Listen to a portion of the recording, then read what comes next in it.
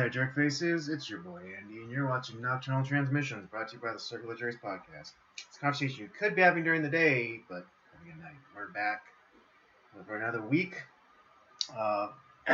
News commentary and review. As ever, with me co-piloting this thing is the homeboy Rob. Yo.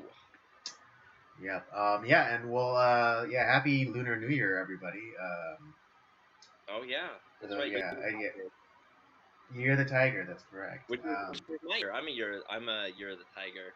All right. Oh yeah, you're 2 years. That's right. You're 2 years. Right, yeah. Yeah. For some reason, I thought that you were the same age as like my younger cousins, who are like 4 years, and they're the year of the dragon. But yeah, you're 2. Yeah, no, I'm a Tiger. Okay.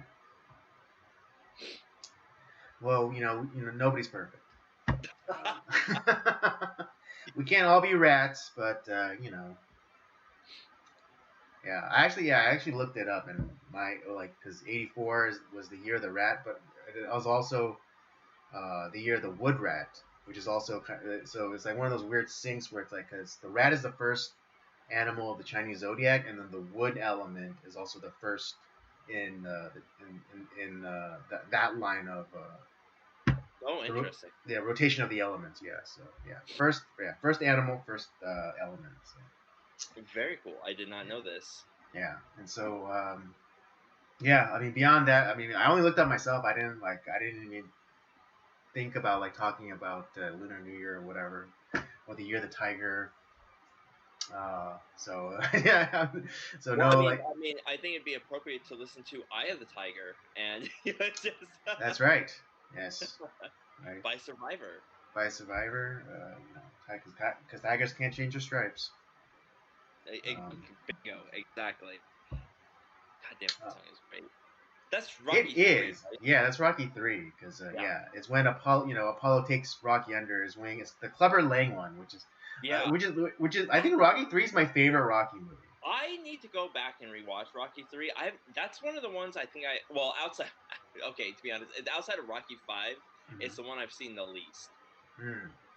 But it's really good. It's good though. Yeah, it's a solid story. It's my second favorite one. Yeah, and it's like, I mean, now like that he's older and stuff, like, what is it? Mr. T has transitioned more into like this, kind of like, uncle type, but like, yeah, he was a badass motherfucker in that movie. That was the making of Mr. T, was Rocky. Yeah. 3. Exactly. I remember in an anecdote that he recounts, like I think his grandma watched the movie and he's like, "Oh baby, why are you so mean?" But I mean, that was when Mr. T had done a few other things. Like we also talked about, like when we did the Blues Brothers review. He makes this like small cameo that you barely see him. Mm-hmm. But like this is where Mr. T enters. Like everyone knows him after Rocky 3. It's like, oh shit, this guy. Right? Yeah. He his persona is like more well known. And... Yeah. In a lot of ways, Rocky 3 definitely launched Mr. T's career. Have you seen the new cut of Rocky 4? No, I haven't. Yeah, we'll have to maybe look at that. Okay. Because I haven't seen it yet either. Oh, they did a new cut? Sylvester Stallone did a new cut. His director's cut. Oh, he did? Yeah. I had no idea. Yeah. I didn't even like this wasn't even on my radar. This I think it happened in November.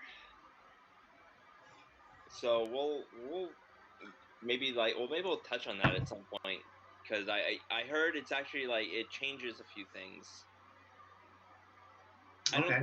I don't think it's as good as, from what I hear, it's not as good as like the original cut, but I'm curious still. Okay.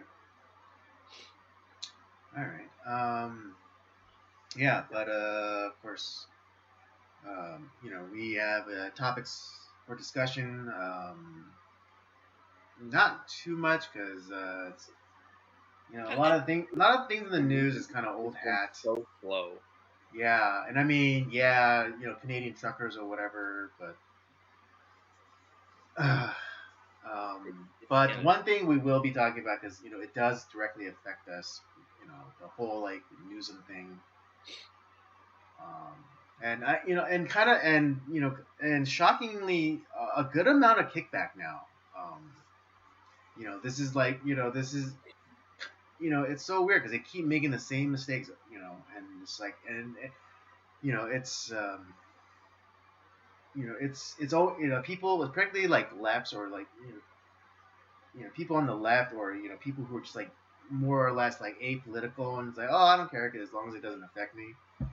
But they're always of the ilk of like they're always of like the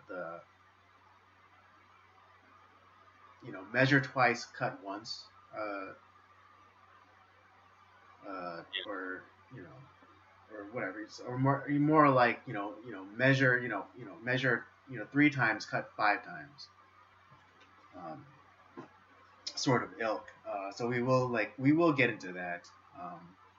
As well as our usual movie review, and of course since it is the start of a new month, it is the start of a new theme. Ooh. And seeing as it is February, and the one of the many kind of holidays in February is Valentine's Day, so we will be doing romantic comedies, but I guess the only qualifying would be like good romantic comedies, and I realize it's kind of that good is a subjective term.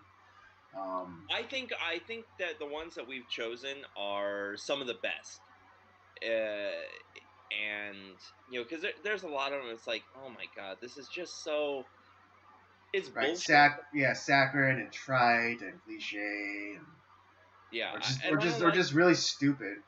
Yeah, which is not what I want to do. If I'm gonna watch a shitty movie, that's what Schlocktober is for. Yeah. Right. Oh god, why? Yeah, I mean, yeah, you're lucky. Yeah, that's a gift to you, dude. I know it's both of our birthday months, but it's just like that's a gift for you. I'll watch that, but shitty saccharine bullshit movies, then no, I can't do it. Yeah. But to start us off for the month, will be a lesser known kind of dark horse entry, and that's One Wonderful Sunday, directed by Akira Kurosawa. Well, he hasn't done anything. He's no good. Yeah, I mean, yeah, just this little known director, this little known Japanese director. No one gives a shit.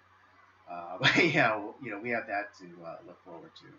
I imagine that there's a lot of Kurosawa fans that don't even know too much about this movie either. So I think this is gonna be fun to talk about. Right, because everyone knows about Hidden Fortress and Seven Samurai, Yojimbo, possibly like The Bad Sleep Well. Yeah, but yeah, this is like one like this is I think early on in his career. This is pretty early. I think this is like his 6th or 7th movie. Mm-hmm. And this is before Mifune enters the scene into him and Kurosawa and him collaborate. Beginning of their collaboration. Yeah. But they haven't had like an official Kurosawa Mifune collaboration. Mm-hmm. Yeah, so got that to look forward to. I guess let's just get I guess we'll be because this tonight's stream is going to be a little bit more freeform because we really only had like one topic of discussion, or at least that I came up with one. Robert wasn't able to come up with another one. I do have one, and this is kind of another follow up of. Well, now you're lying to me. Well, okay. I just remembered that this was happening. Okay. And had this happened like 10 years ago, I would have been like fucking through the roof with excitement. But now I'm so annoyed by it. It's and. Okay. So well, yeah. Okay. Then let's start with you then. Okay. Well, so Netflix has they're going to be starting they're starting a documentary series on NASCAR, but guess who they're starting with? Bubba Wallace. So not only did ESPN do a bullshit documentary, now Netflix is doing a documentary series on Bubba Wallace too, and I'm just like, oh god, why? There's so like I said, had this been 10 years ago, and I had heard that like, holy shit, Netflix is gonna do a NASCAR documentary series, I'm all in. But now I'm just like, I don't want to watch that because to me, this guy is he's not a good representative for the sport. He is.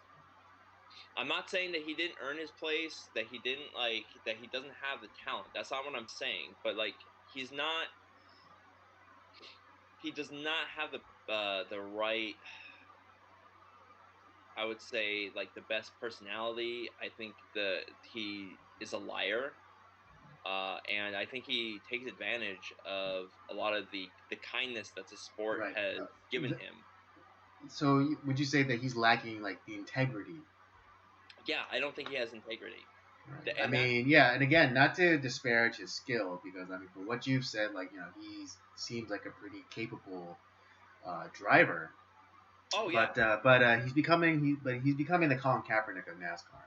Listen, well, I mean, he's way more talented than Kaepernick. Kaepernick, the reason he's out of the league is because he sucks. That's why. And then right, yeah. He just had like that one season where he did pretty well, but the other team just started figuring out his game, and so he had about 2.5 good seasons and then like when the league caught up to him, he instead of making the adjustments, or maybe he didn't have that gear to go to, he failed, and then when he was starting to fail, that's when he became what he is now. And now nobody wants. Here's the thing: is like he probably would have been like, he could have survived had he been like not a shitty person.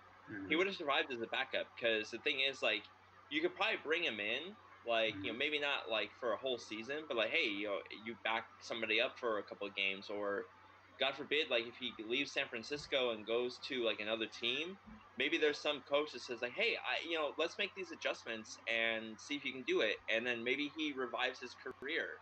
That happens all the time.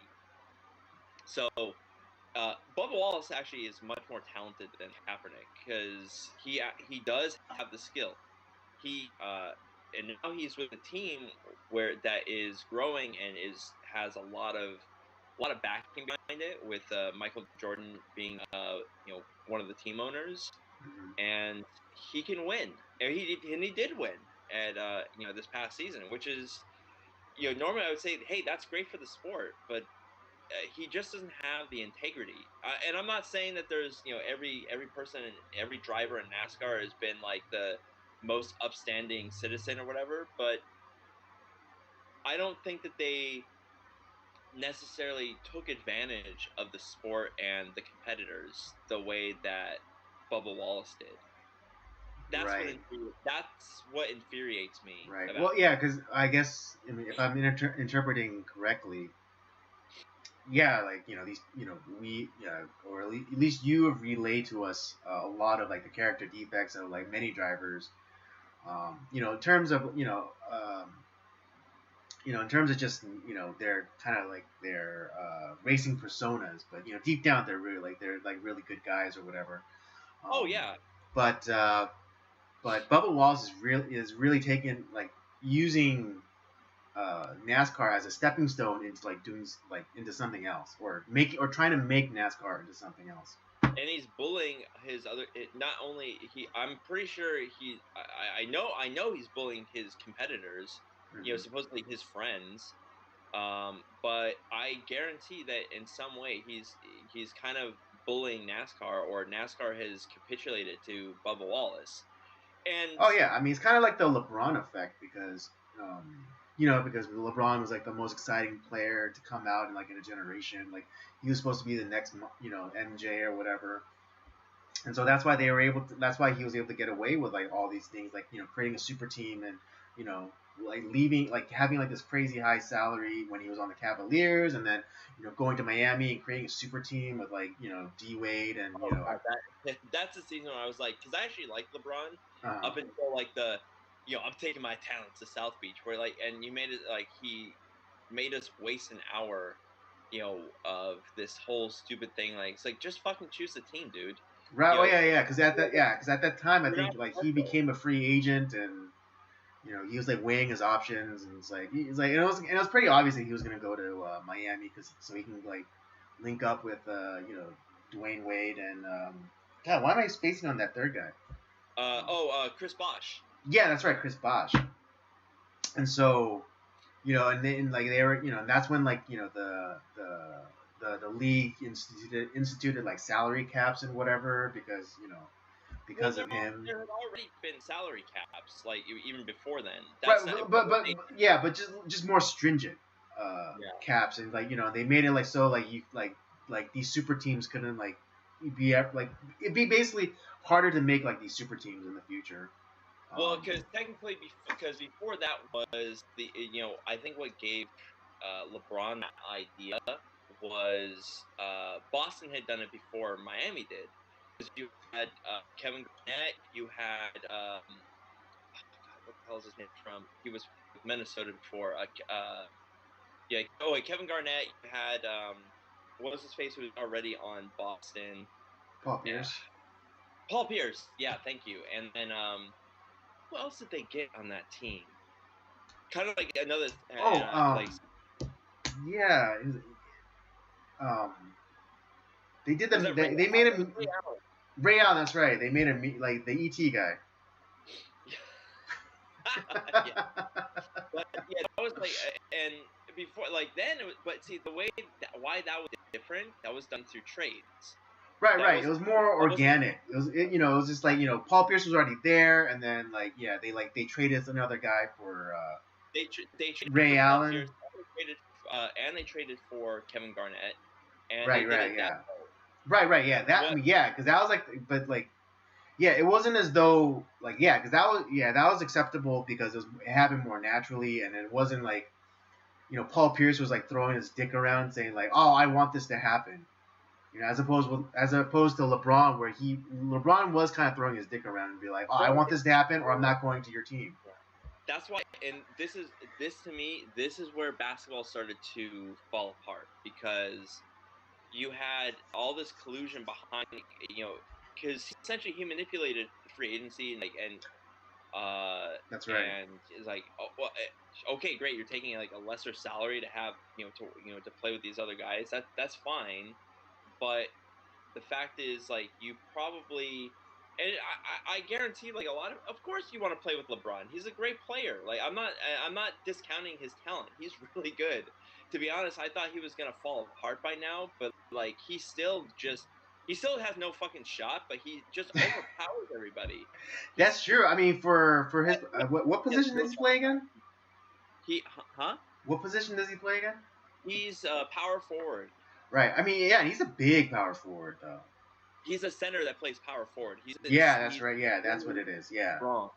Mm-hmm. He has like, the power of Shaq, and like he overpowers everybody.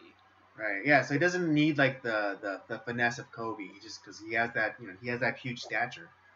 Because that's the thing is, and I figured like it's like, dude, eventually like you're going to fall apart at some point. Like you can't overpower everybody forever. Right. And he's proving me wrong. I was like, okay, it's like that. I know, it's like year after year. Like because believe it or not, me and LeBron are the same age. I know, yeah, that's yeah. So that puts it that puts him on the closer end of 40. Yeah. And yeah, and so by now, like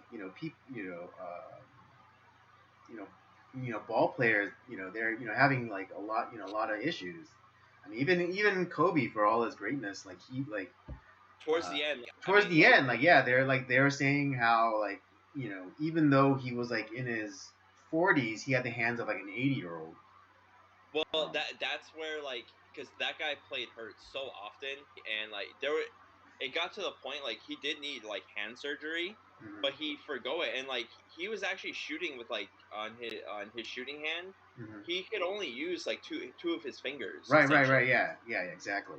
He gave a functionality, but it's like, yeah, but I mean, because LeBron benefits from like his size, and so like he like, and I'm sure a lot, and then like I'm sure a lot of players knowing this, like they don't go as hard like when they go up against him. So LeBron doesn't really take as much damage as say like a Kobe or an MJ. Well, it also helps when you travel all the time. They never call him on traveling.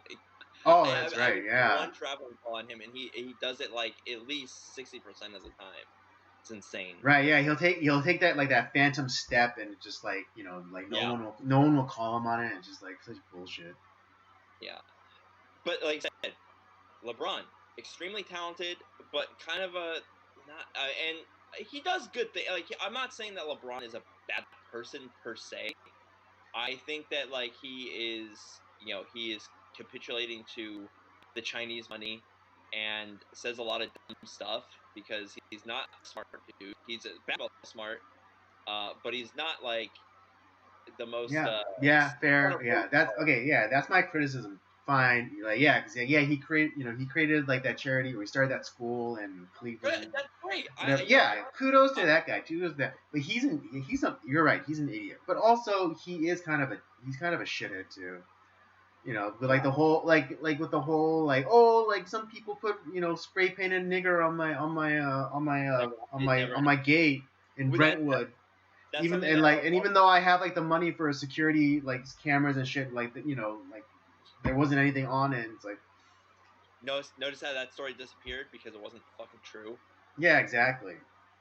And it's like and it's so funny because like every single and like there's like pictures of him like reading books. But if you notice, it's always like at the beginning of the book. It's never like in the middle or at the end. You know? he he's reading like the forward. Yeah, exactly. It's just like reading. It's like, yeah, because every single time like they snap a picture of him reading a book, it's always just like the beginning. And in that time, that reporter called him out about like when he had like that book, like the biography of Malcolm X, and it's like, oh, like so what do what'd you take, what'd you take from it? It's like, oh, actually, I'm still in the beginning. It's like, oh yeah, but like yeah, like yeah, but still, like so far, like what are you getting from that movie? Oh yeah, well, it's a good book, and it's just like you're a fucking retard. Yeah, it's. But yeah, Bubba Wallace, like he's not a dumb guy. He's really not. When you listen to him talk, he's actually very eloquent. He's very smart. Um, but he's Yeah, just right. not. The most eloquent, well spoken black man in NASCAR. Yeah, and he's clean cut too. I mean, like you never see That's not. that. That's not what I. That's Jesus Christ. That's not what I'm saying. I know that's not what you're saying. That's what I'm saying. But and he's very talented. He's just not a good person, and I don't think it's good. The fact that that's who NASCAR is choosing to highlight, I think is wrong. Yeah, it's a Now, mistake. eventually, what I do hope, maybe they start highlighting some other people. But at this point, like I don't care now because you've already allowed this guy to just that you're making him the face of the sport, which is I don't think is a good thing. Yeah. What? Yeah, like well, it's not gonna happen because And he's not. because there's no other black guys in NASCAR right now. I mean, at least not to my knowledge. Um, There, and there's a few like up and coming guys who are black. Like, there's this kid in the some of like the lower tier series. I think he's racing in the right now he's in the late model division, but I assume he's probably gonna be probably in a truck ride or like an Arkham Menards ride pretty soon. Is this kid Raja Karuth, and he looks like he's pretty damn good. I've seen some of his highlights in the late model series, which is like the fourth or fifth year down. he's pretty damn good. All right. Well, yeah, but again, I'm just talking about like the big show, as But it yeah, were. no, And so yeah, but so right now there's no other black guy to highlight. So until like that guy that you just mentioned or some other guy comes up, it's gonna be him. Um, and NASCAR, they made the stupid move. They made the bet, so they have to lie in it. So that's the case. so they Like, yeah, so they're stuck with Bubba Wallace.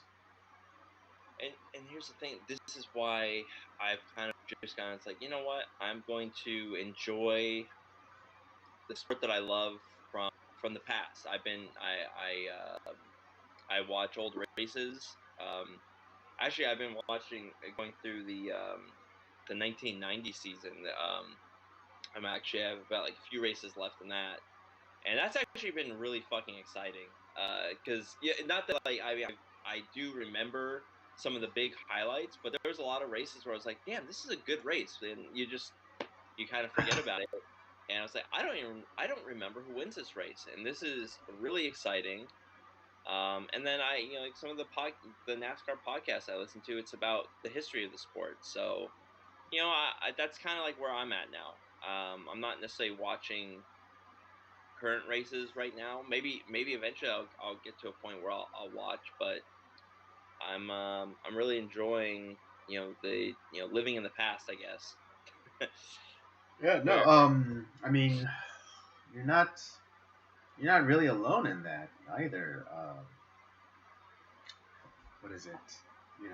Because there's been trends, that more and more people are gravitating towards older TV. Older shows that came out like decades and decades before. Oh, dude, like there's a whole thing on Twitter with like where people are talking about like well, a lot of these like old TV shows like TJ Hooker and the Dragnet and all this stuff. It's like it's like damn, this is it, and it's not necessarily like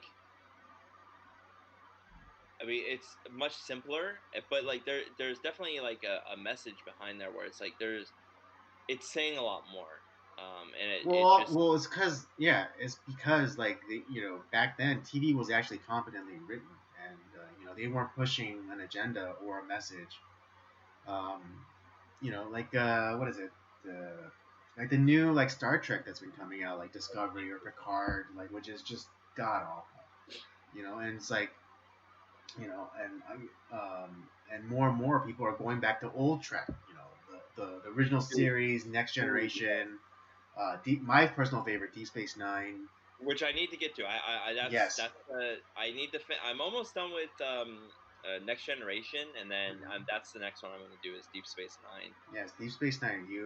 Because it's like, because at the time, people thought of it as like kind of like the betrayal of Roddenberry's vision, because it dealt with a lot more darker themes, and kind of brought back war. Like it was a less like rosy picture of the future. But but nowadays it's actually more and more it's being appreciated more and more, and like uh, fans of Deep Space Nine are being cultivated because just because of the poor quality of the new Trek, and so like people are like going, and people who may not have given long time Trek fans who didn't give Deep Space Nine a chance at when it was originally airing are now discovering it again. They're like, oh my god, this is like really good. We had a very small window from about like 2000.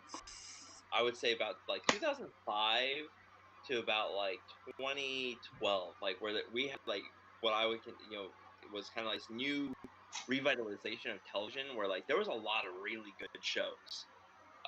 You had like The Shield, The Wire, Dexter, Breaking Bad. Where it was like I mean it was very serious television, very competently written, um, really enjoyable stuff, and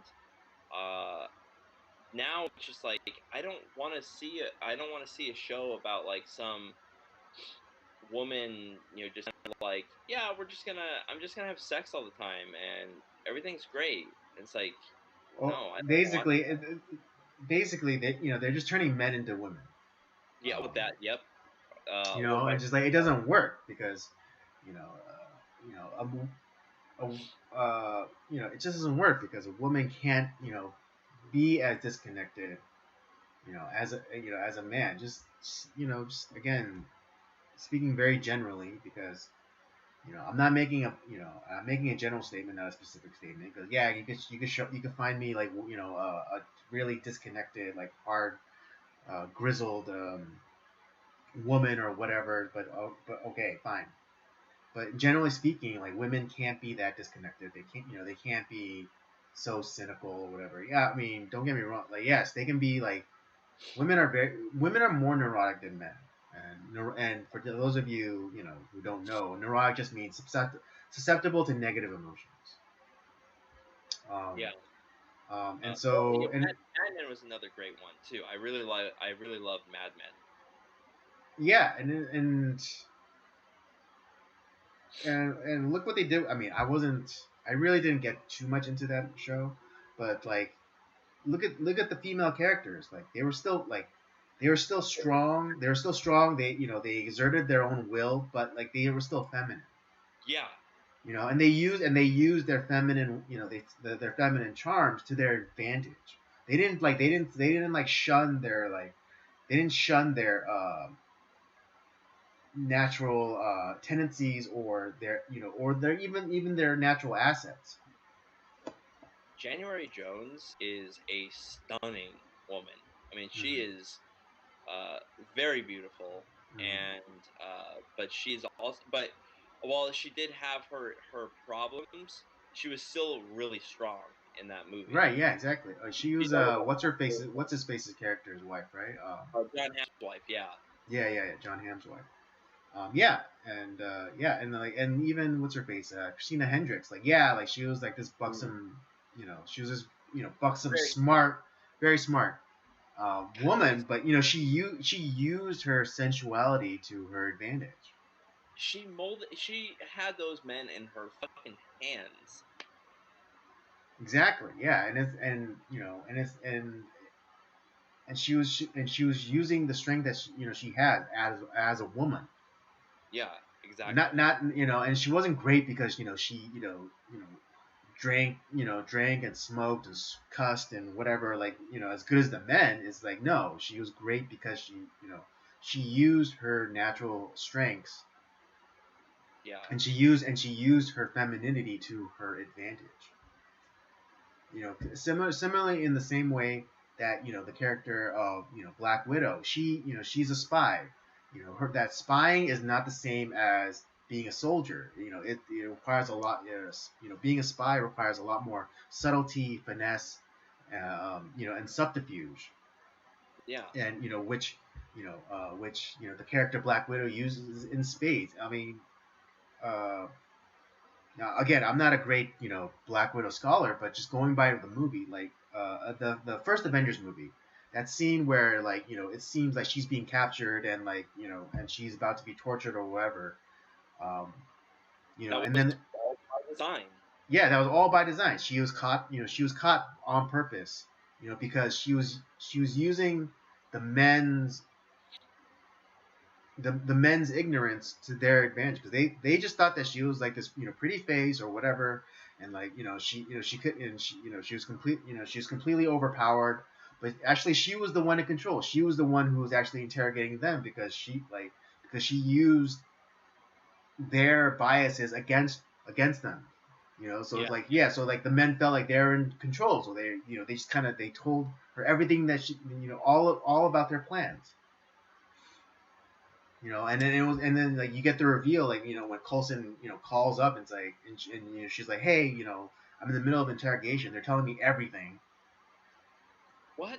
Yeah, Yeah, it's just exactly. like, I was like, I'm not, it's like, I didn't tell you everything, and she gives her like that look. It's like, come on, buddy, you're telling me everything.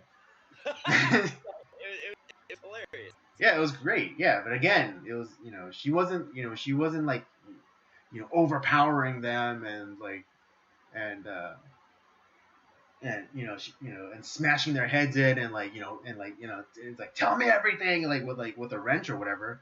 She's She not manipulated them. Kiefer Sutherland 24 trying to like get answers Oh right, from yeah, exactly. Like, where's the that's a really bomb? great show, by the way. Yeah, and again, like, you get the same thing, and you get the same thing demonstrated again later in Avengers when she has that interaction with Loki. Yeah. Again, like she manipulates him into revealing his play. Yep. You know, It's just it's smart. and she's smart. That's her superpower. She's incredibly smart. Exactly. And it's just like, I just nowadays, like, I mean, there are good shows. Like there have been we've talked about some of them. We talked about right. Squid Game. We talked about Alice in Borderland. I mean, those are Yeah, but I mean, it's sadly those are becoming the exception and not the rule. that's true. I actually just started this one other show that stars Jeremy Renner called The Mayor of Kingston. That's actually to be pretty good. Okay, yeah, I've seen commercials for it, but for whatever reason, and I still want to get into Yellowstone. I don't know what's like keeping me back, but I want to get into Yellowstone. Which one? Yellowstone. Yeah, I need to watch that too. And I've heard that's really good. And then 1883 I've heard is really good too. Yeah, but Yellowstone and 1883 are both Tyler Sheridan via productions. Dude. Mayor Kingston is a Sheridan one too. Oh, that's right. So I mean, you know how much we love Sheridan stuff. I mean, he's the guy that's like writing he's the best writer right now for I like his movies. I like his shows. I think because he actually has something to say. Right. Yeah, and that's really what's missing nowadays. Because what is it? Because nowadays everything's been like subverted, and it's like we have to push a message. We have to push the message, strong, empowered,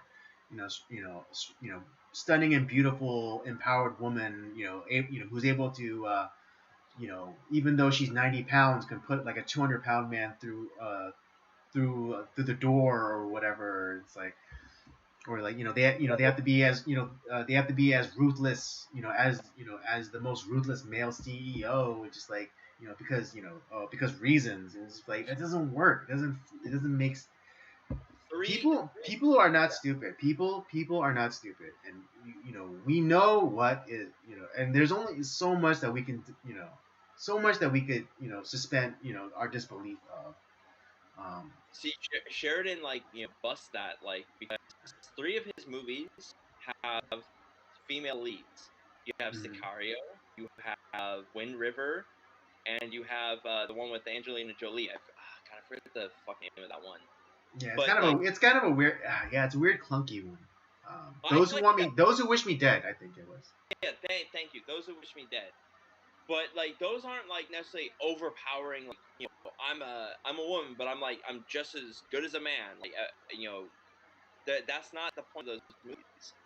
It's like, it's not that the female lead is not capable. They are, but it's not like. But we're not like having to suspend a lot of disbelief.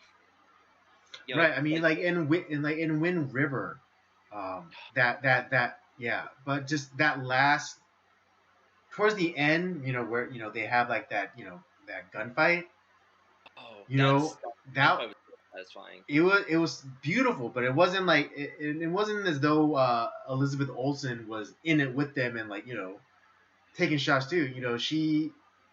I think she did take some bullets too, but like she wasn't in the fight. She played to her strengths. Yeah. In that one, and she didn't like stand toe to toe and was like, with some dip in her mouth, ready to draw down like all the other guys. Like, no, that's not realistic. Yeah. It's so. That's God. That's So like I said, Tyler Sheridan is like one of the few guys that actually has. He has something to say, and he's a competent writer. And that's becoming a rare quality nowadays. I can't think of anyone else who's writing good stuff right now. At Yeah. least for television. God, even for movies, like there's really like the next few movies that I do maybe kind of want. Well, I do want to watch the Uncharted movie. Just it's not what I was hoping for. Because to be honest, I think Nathan Fillion should be playing the lead of that movie. But Yeah, that was. I mean, I heard they were there. They were trying to make an Uncharted movie forever, and like, if they had gotten to it early enough, like I think young Nathan Fillion would have been like really great. they did kind of like a fan teaser trailer for Uncharted a couple of years ago with Nathan Fillion, and it was amazing because that guy is Nathan Drake. You know, of the that would be like he is made to play that character. But Right. anyway, Yeah. So yeah, it's kind of a missed opportunity now would because he is so definitely much older. because this is the one knock of there are video game franchises that should definitely be made like into like a television series or a movie. And it's like Mm. it's you if you cast the right people and you don't necessarily have to follow like the exact like story of like one of the games. You the there's so much more that you can do because Uncharted is essentially a modern day Indiana Jones. Right. It writes itself, and you just have like the right casting and Well, yeah, how I like mean, yeah, and now they actually could do a TV series about that because technology has gotten so good that you don't even have to like because one of the cost prohibitive things about a show like Uncharted would be exotic locations.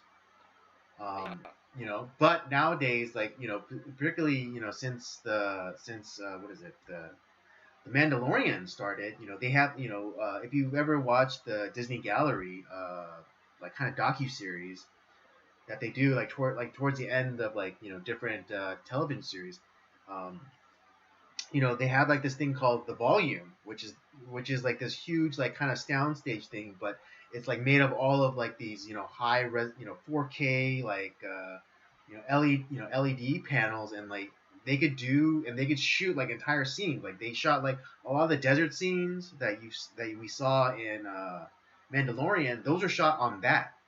And it's crazy because like they can also do like perspective changes. So as like the Mandalorian or the actor is like walking through and the camera shifts perspectives, like the screen will like change the perspective along with the camera, and it actually gives like a realistic portrayal of like a desert or a jungle environment. right. So So yeah, they could totally do like an Uncharted series, and like they could like just like uh, what is it? In post, put in or like using that the same technology of like they did in the Mandalorian. Uh, Use that technology for like desert scenes or jungle scenes or whatever. but yeah, I'm it's just I don't know. They'll make certain like video game they'll take like video game franchise and try to make a movie out of it. It's like no, it just doesn't make sense. But then there's other ones that it's like this is a no brainer. Like the Assassin's Creed movie should have been a good movie with Right. Uncharted. To be honest, I'm really hoping that Uncharted becomes is a good movie. I mean, I like Tom Holland. I like Mark Wahlberg. Um, maybe it'll be good. I don't know. And so I'm curious. I'm gonna probably watch it, but I'm a little skeptical because I think that they could have done better on like the casting and like I said, it's Nathan Fillion is a no brainer. You just duh. But I Hollywood does such an awful job of taking like these really good game franchises and just like shit, thinking out shit, and then it's like, oh well, video games don't work for movies. It's like, yeah, because you fucked it up from the very beginning, you dumbass. That's why. But it's like, um, the So we'll see. And then I'm super excited for the new Batman movie. That's I think coming out in March. I will be next month. Yeah, I will definitely be watching that. That's gonna be really good. Yeah, I mean, I wasn't really sure how I was gonna be feeling about this new Batman movie because it's like we have so many Batman movies, and like in different iterations, so close to each other that well, it seems like it seems a little much, but we never. getting some of the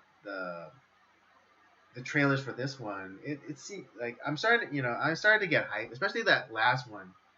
Um, where it has like that where the penguin is being chased down by the bat and like Yeah. and he has like that really big reaction where it's like, oh yeah, I got him, I got you, and then all of a sudden like the Batmobile comes roaring in. It's like, okay, and yeah, I was a little annoyed that they race swapped Gordon and Catwoman, but You know, I don't necessarily have like a issue with like the actor that they got. Like Jeffrey Wright, I like Jeffrey Wright. I think he's a great actor. Zoe Kravitz. I'm not too. I don't think she's been in enough stuff oh, is where. that Catwoman? It's Lenny Kravitz's kid. Yeah, Lenny Kravitz's kid. No shit. Okay. Yeah. And yeah, it was. Yeah, I found it annoying that they race swapped. They race swapped it, but it's like, okay, fine, whatever. Moving along. That when they had Halle Berry play Catwoman, which is an awful movie. Right. Yeah. And that's why no one talks about it. But because fine, okay, fine. They were just the best actors for the role. Okay, fine. Make that argument, but like I don't want anyone ever to get like pissed off or like, dude. I mean, for fuck's sake, that they race swap Anne Boleyn, a fucking historical figure. So like if they ever decide to make another, or at least another Martin Luther King biopic, I better not hear any like I want them to cast a white guy. All right, get Leo on it right away. Yeah. And I don't want to hear nobody. All right, because fuck, we gave you Anne Boleyn. All right, a known white person. Yeah. So and like all right, so fuck off. You can't because no longer can you say like, oh, it's just a fictional character. Who cares? It's a fictional character. You fucking changed the race of an historical figure. Robert Downey Jr. is Martin Luther King. Exactly. Yes, I wanted to see it happen. I want to see it happen. All right. Fuck everybody else. No, you know what? Fuck. I want what is it? No, I want MLK to be portrayed by a 7 foot tall Norwegian. Oh yeah. With the blondest of hair and the bluest of eyes. All right, and I don't want to hear shit about anybody saying like, oh, you can't have a white, Martin Luther King. It's like we had a black Anne Boleyn. All right. Well, if he was still alive, I'd say Max von Sydow would play that part pretty well.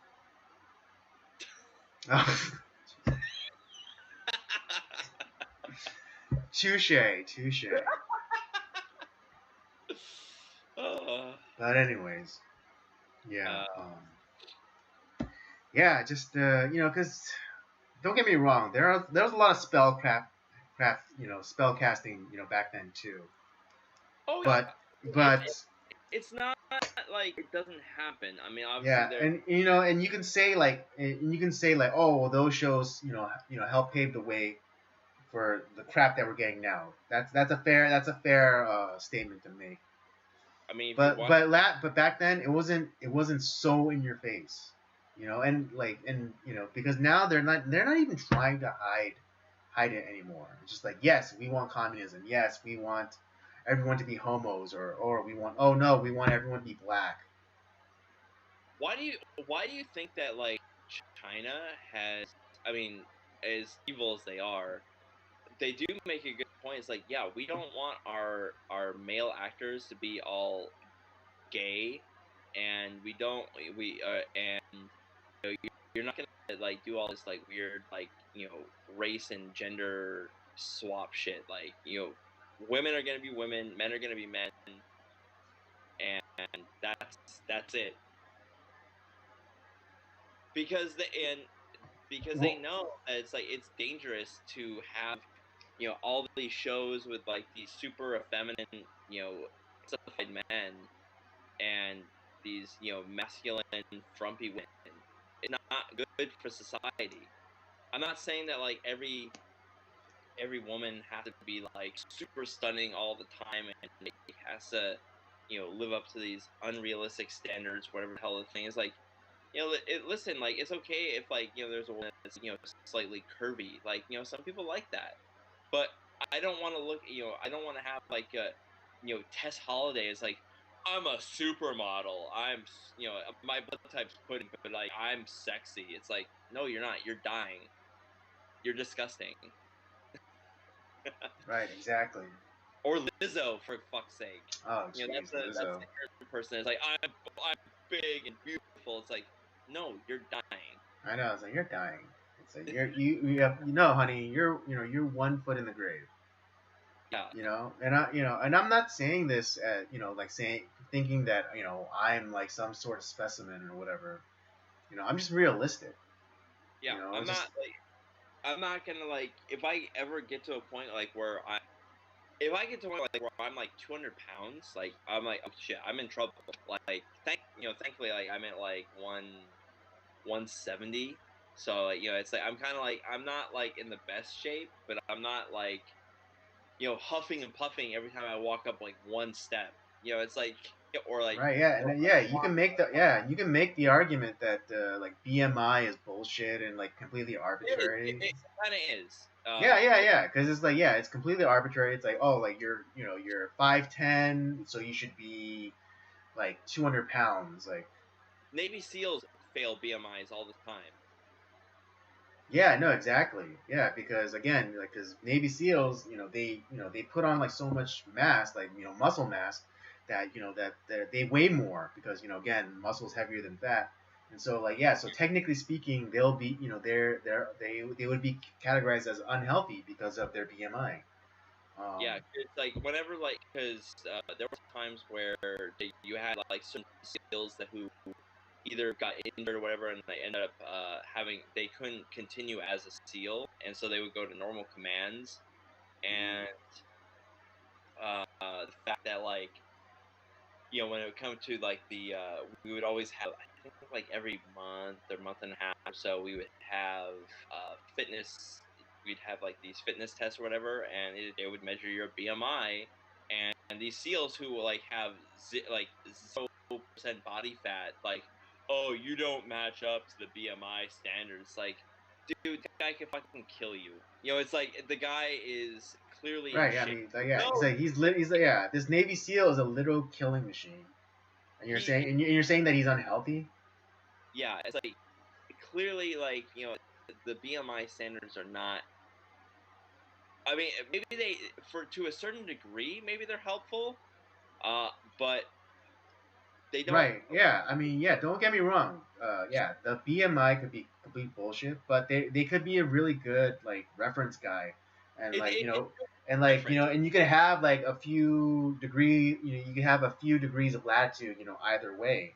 And that can probably help a lot. Yeah, but there's certain like cases where it's like, dude, like look at the guy. It just look at the eye test. It's like come on. It's like the guy is fine. The guy's fine. He passes. Okay.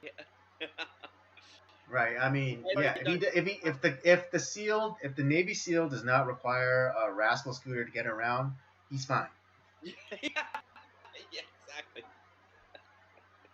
His cartilage is like long since turned to dust from like just how bad it is. Right. Yeah.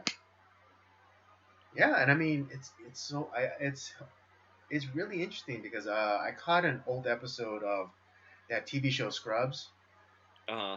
And there was this episode where this larger patient came in, um, and the main character, JD, he didn't want to like hurt his feelings, and like and because he was a bigger patient, like massively big, like Yeah.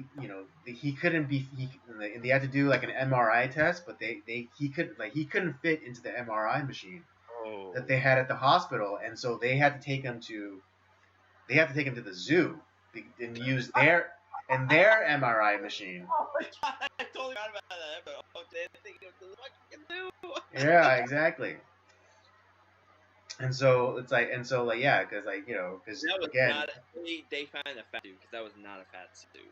no, no, I recognize the actor, yeah, and he was a literal fat guy in reality.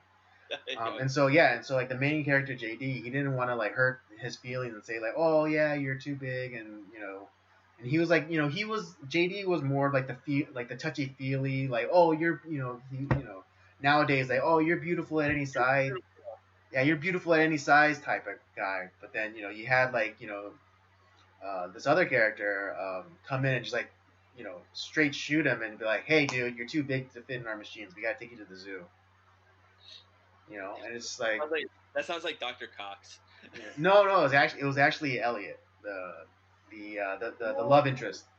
Oh, that's right. Oh, okay, yeah. I mean, yeah, I understand why you would think that, but yeah, no. Dr. Cox was the best. I love Dr. Cox. He was amazing.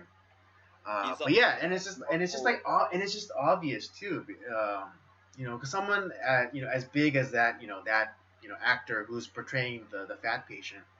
It's like, yeah, it's like if they had to cut him open, how much fat like they would have to cut through, and then also like, how would they like stitch him back together? It's not as though like you could, stitch the fat back up. Yeah, it's really like that. That's the thing, because because we've been looking at getting surgery for my wife for like getting her hip replacement, and the one thing that the doctor was saying is like, here's the positives of your situation. You're not massively obese, and you're also not 80 years old. It's Right. like, so you actually you're like an ideal candidate to get this. Like you can do this at like any time. You're not gonna be like, because a lot of or at least there's no immediacy. yeah, like, because here's the thing. He was saying, it's like, listen, a lot of the people that come see me are fucking way overweight, and they're because their weight is, they're so fat that that's why their hip is all fucked up, Right. and that's why they need the hip replacement. Mm-hmm. And it takes it's scary trying to get in there because there's so much fat, and it's just like, and I was like, I mean, this doctor was actually like, I actually kind of liked him because he's pretty like, he was kind of a straight shooter. I was like, hey, based. Yeah, he's based. I get it. Yeah, and I was like, dude, I was like, yeah, it's like, but you don't have that problem. You're very petite. You're not 100 years old. This is actually like, as complicated as it is, as the surgery is, because it's a tough surgery. You're not going to be like that hard case. It's yeah. He was pretty like, he was a straight shooter. Like, hey, like, these are the potential complications. But I think because of your situation, you're going to be okay. Whenever you decide to get this done. So it's just but yeah, it's, man, you when someone is, here's the thing, like, someone does not love that person. Mm-hmm. When you keep telling like, hey, it's like, you're okay, you're this, like, just, it's okay, like, don't worry about it, you're just big bone or whatever. No, you're dying. It's, I'm not Right. like, I mean, yeah, it's the same. I know a lot of people don't want to equate, go there or whatever. But it's the same thing with with anyone like addicted to drugs. Like, would you tell a heroin dealers or heroin addicts like, oh, you're fine? they just want hit. It's okay. Yeah. Yeah, you know, it's no, no. It's like no, no, honey, no, no. It's society. You know, it's society's problem. And You know, listen, I completely empathize with people who like they have like bad thyroids or like they actually do have a medical condition where it's actually very hard to like lose the weight. There are people that do have that. It's not because they have self control issues. There's sometimes like their body chemistry is fucked up, and it's essentially like they drink like half a cup of water and they gain 10 pounds. It's just there are people like that, but a lot of the people that are massively obese are just people who have no self control. They have no it's like, oh, I'm gonna have a whole fucking chicken, like today. It's yeah. for I mean, yeah. The people who would who would knock the needle out of someone's hand will not knock the cheeseburger out of their hand. yeah, and I'm not like some Greek Yeah, on it. I'm not David's Michelangelo's David. But I'm chubby, but like I'm not like not I'm not eating cheese, 5 cheeseburgers a day like Whippy from Popeye. It's just you know, yeah. I mean, I'm not. Yeah, I'm not the healthiest person either. But but I think luckily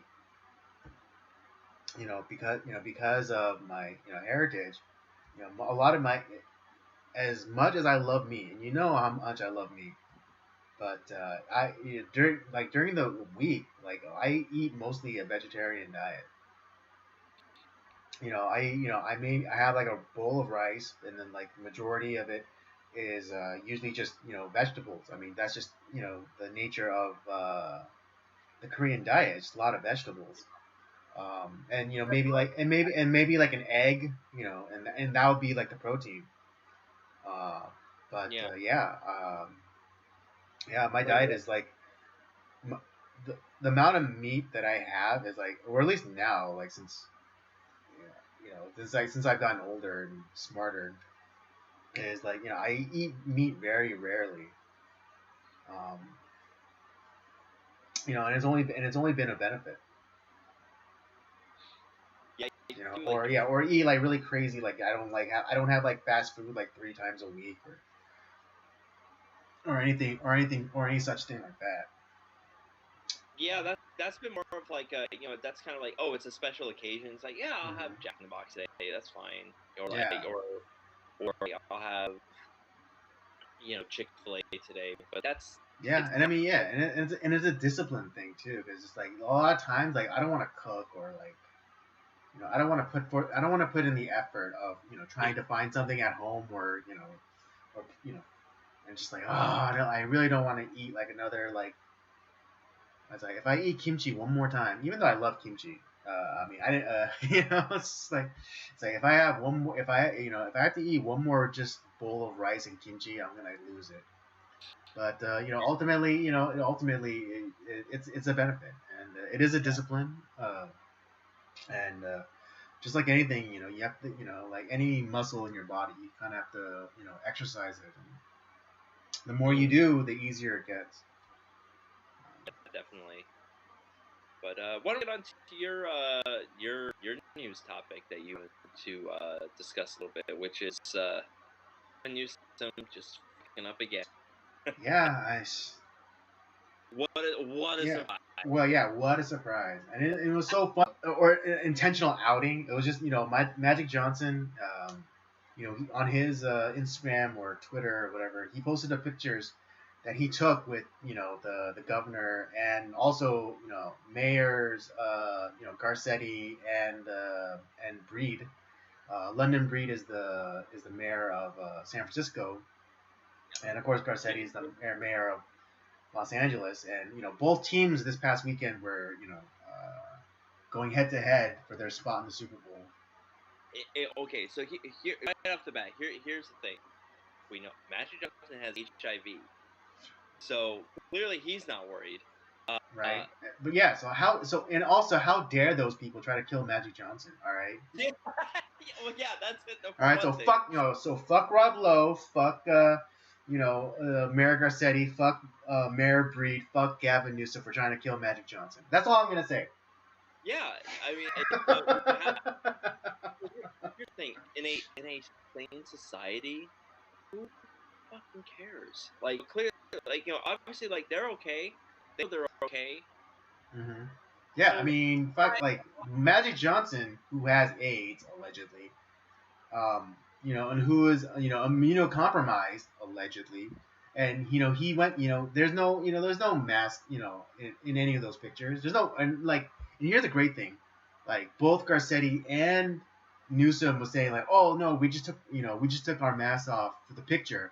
And Garcetti was pointing out that, oh, you can see the mask in my hand to show you that, oh, I just took it off for the picture. It's like, well, why are you taking it off even, at all? Because if you look up the SoFi the stadium website, it says that all attendees are required to wear masks at all times, except for when they're eating or drinking. Exactly. And get what, like, because it was the same thing when I went to a Kings game, LA Kings game not that long ago. I didn't fucking wear the thing. I was eating or drinking at all times. I didn't fucking wear my mask in there. It's like, oh yeah, I don't know if you saw, but you see this one video like that's been going around social media where it's like this guy who's on a flight and he has like one like French fry in his mouth the entire time. yeah, and it's just like, the entire flight he just had one French fry in his mouth. So the stewardess can say shit to him because he's like, oh, I'm still eating.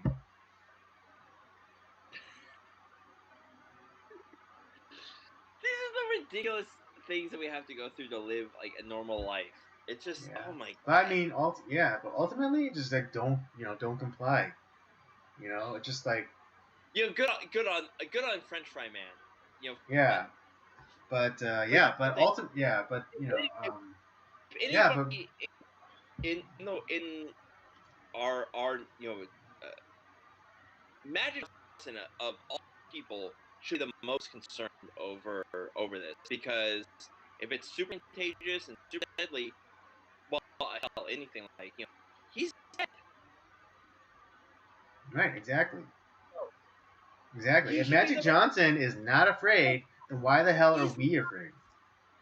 And I haven't heard Magic Johnson say too much on the stuff, but clearly he's okay with having an unmasked picture. Ooh, oh gosh, controversy. It's like, here's why it's a problem, because assholes like Mayor Garcetti and Gavin Newsom and what's his face from San Francisco, they create these stupid policies because they hate liberty and freedom, because we can't just be sick anymore. That's No. It's not that they hate liberty or freedom. It's they think they're better than you. Well, that's what it is. That's what it is. It's not that they love freedom. They love liberty for themselves, but they hate everybody else. They don't want anyone else to have it. That's what it's more. It's more of like they love them. They love themselves more than they love other people, and that's really what it boils down to. That's politicians. But anyway. But the best thing about all of this is that more people are waking up to this bullshit, and they're pushing back bet more than they did previously when it happened again. Yeah. Because this is the people this is what makes me. I mean, maybe I should have a little bit more compassion, because a lot of people, they don't have it isn't their job to be up on the news or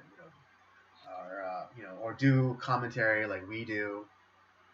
Maybe they don't have like the time in the day to watch every single news thing. But here's why this is so much. This is why there's more pushback on it. Because it's not like it was just reported on the news. People saw this in real time during the game. Yeah. And so, and they thought that they were gonna that they were going and as bad as it was the first time, because it's just like, but it was only being reported on the news. And so, like, they, and even on the news, they could, like, kind of, they could put, like, their own, like, little spin on it. And they get, they could, they could bury the story altogether. But it happened during a sports event. Something that's oddly, even though there's, like, the team aspect of it, it's like, oh, my team versus your team. Um, but interestingly enough, it was like at an apolitical event. Yeah, that's the thing. It's like, and they're doing exactly what they should be doing. Like, it's not it's not a good society where everyone's masked and we look like we're about to rob a bank, from like 1880s. Right. I mean, It's yeah. I mean, not a good society. yeah, because admittedly, to access my bank, I do have, they do make you, or they do require you to wear the mask. But think about how crazy. But think about how crazy that is. Like, you have to wear a mask to enter a bank. Like, just 10 years ago, you would be, if you wore a mask inside of a bank, you would be perceived as the bad guy.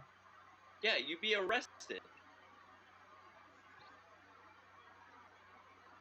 It's and Yeah, but like Robert was saying, I don't care if the mayor or the governor wears a mask or not. I don't care.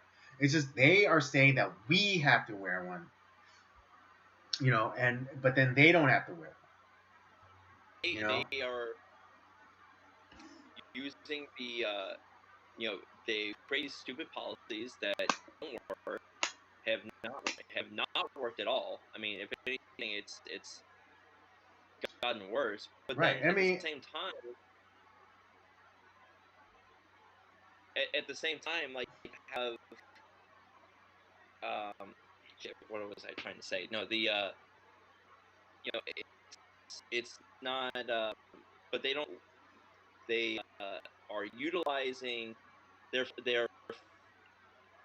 unconstitutionally. They're forcing private companies to Right. Yeah. Because they're getting non-state actors to enforce this. Yeah, so Stadium is not an arm of the government, but it's being utilized by the government to force their policies that are unconstitutional. Like, why are there should be no businesses that should comply with this? Like nope, that's unconstitutional. Right. I mean, that's what I say to, like, everyone, any, like, employee or whatever, like, to a business I go to that hassles me. I say, it's like, are you the cops? Why are you dealing with this? Yeah. Call, and I tell them, like, call the cops on me then, because you shouldn't be dealing with this. You should be going off, doing your business, or you're doing your job. This is like, you telling me to wear a mask is not your job. So go call the cops. And most of the time they just they leave me alone. Yeah. I mean, yes, it's true that I do have the right to refuse services to anyone, but not because of this. This is like where you're being manipulated by the government, being used as a tool of government oppression. That they don't have the power to do this, but because you are allowing them to do this, they can run roughshod over everybody. It's fine, because you're allowing them to do it. Right. And we've there's a lot of, like, that are being fought through in courts right now, and the people are winning. We're winning these cases in court, in the Supreme Court, and in some of the lower courts. But we are, for whatever reason, people. Maybe because we live in like a stupid state right now. Maybe just if we moved to some other state, but we live in a dumb state where it's like, oh my God, we have to comply with this. It's like you need to wear a mask. You need to do this. If we're all gonna die, we're not. We're not gonna die.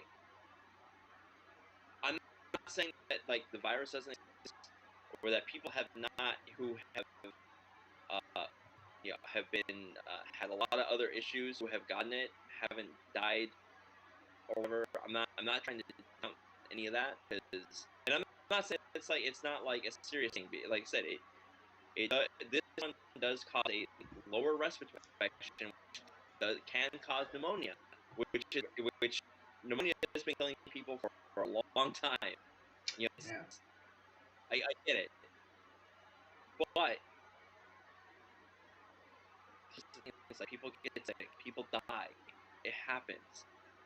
You know, if I always say like and oh Robert, you're being so mean. Listen, if this is what kills me, okay, this is what kills me. Then I've lived a good life. You know, I had people that loved me. I had good friends. I'm married. People loved me. I had a good life.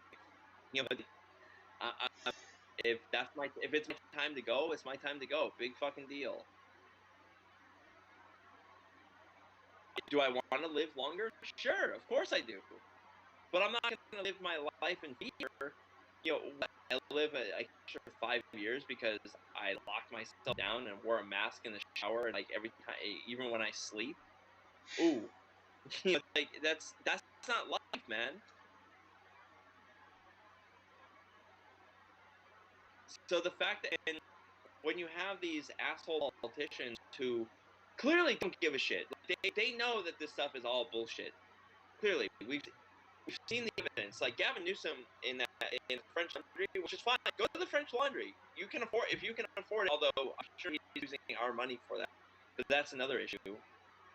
But not only it's not like he's with his best friends, like his wife and like his friends. But you know who he's with?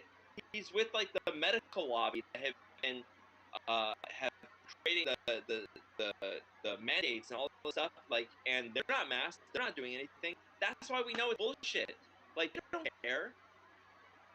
But God forbid, like you go and hang out with your family on Thanksgiving or whatever. Like with it's too many people in your house. Like you're gonna kill grandma. No, we're not. We're living our life. We are enjoying our family. The things that make life worth living. Go fuck yourself. And the fact that like you're doing all these things that like normal people do, it's like just fucking like well, first of all, people stop complying and stop frequenting if these businesses are not allowing you in to be unmasked or show your papers, like well then stop going. Stop going, stop complying. And when people run out of money because the businesses aren't frequenting, it's like, oh, this is a problem, and eventually that's gonna reach our lovely mayor and governor who it's like, oh yeah, this isn't working. You have to stop complying, stop doing what they say, and what are they gonna do?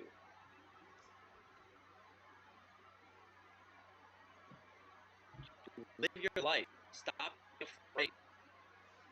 Suck up.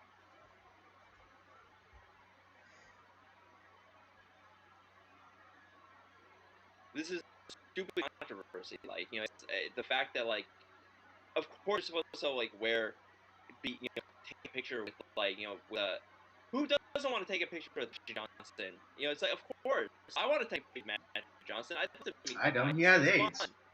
And yeah, it's like, but and yeah, you're not supposed to wear something over your face. It's like just Yeah, I mean, I don't like. we're not Here's a stupid thing about like the whole mask. Like, why even bother taking a picture of them? Like people who like go out to like. Here's another kind of in the same vein. Like people who like go on hikes and stuff, and like and they wear masks and they go and they take a picture. Of themselves like at the place, where they went hiking, but they're wearing a mask. It's like, why are you even wearing a mask? It's like that could be anybody.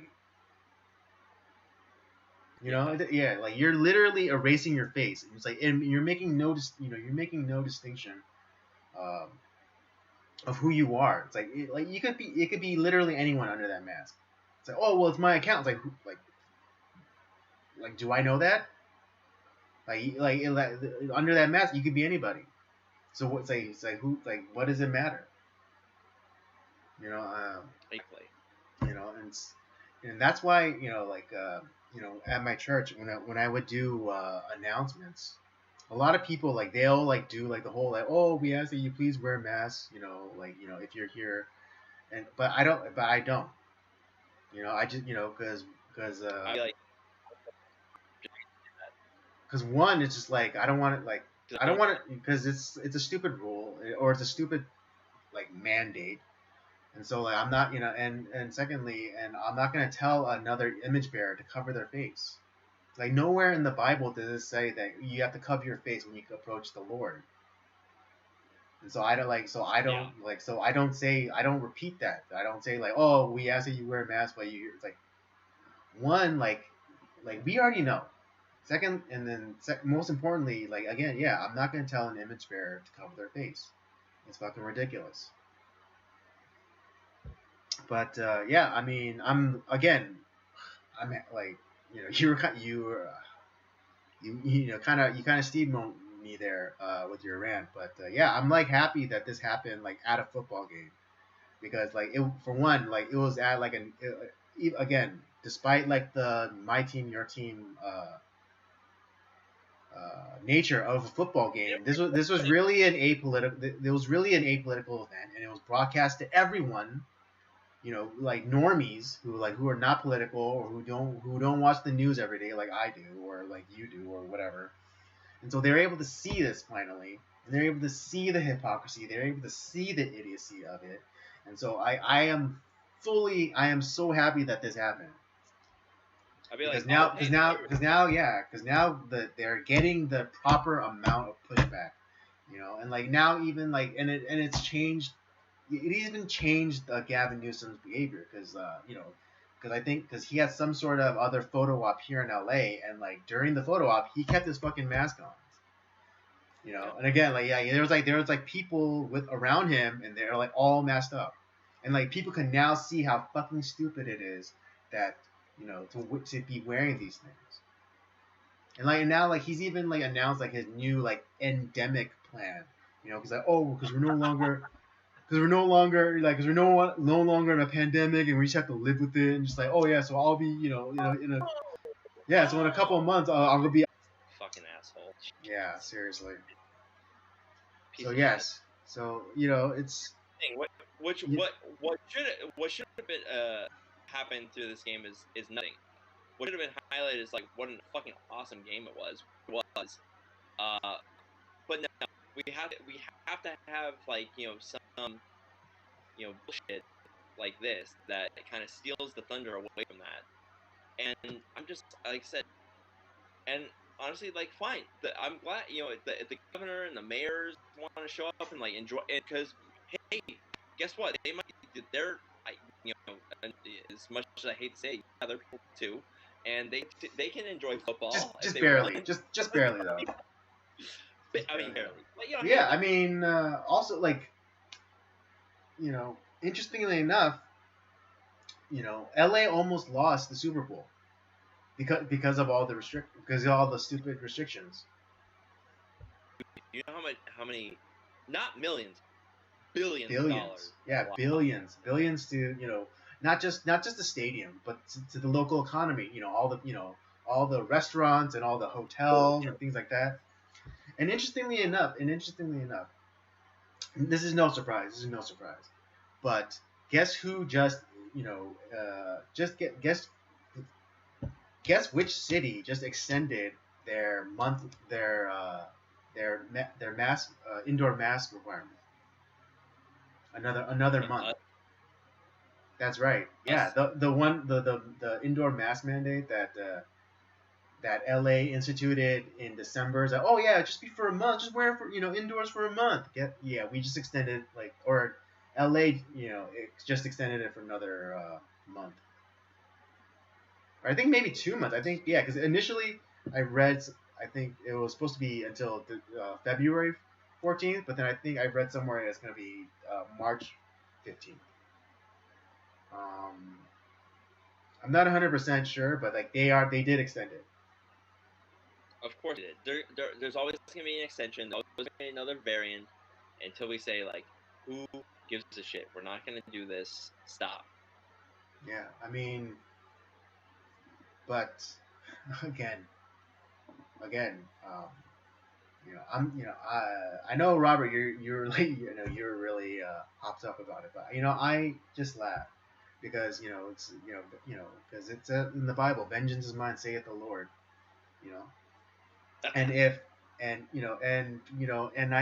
we are getting revenge, and I think that this incident will have an effect, and and I think everything will be revealed, in its proper time, and I again like I would have I would have liked it if it happened like 2 years ago, but again it's not my timeline, it's not my timetable. Better late than never. Better late than never, and hopefully because of how much time has gone by, like 2 years, when people start, people stop and think about 2 years, it's gonna hit them so hard, and they're gonna be, and like the anger that's gonna be unleashed is gonna be something to behold. And I'm really looking forward to that. And I'm just like, and I get Robert's passion and about this and anger, and as much, and everyone does, but it's like we have to get moved past it, and like you just have to stop. You just like I've stopped wearing masks, like even like you know um at the very least when I'm by myself, and if someone houses me, I'll just say like call the cops or have my money. You can't have both. It's just like I wear it so it's just like as possible. Or you just like or if someone gives you so you have to make it. I'm not saying to cause a scene.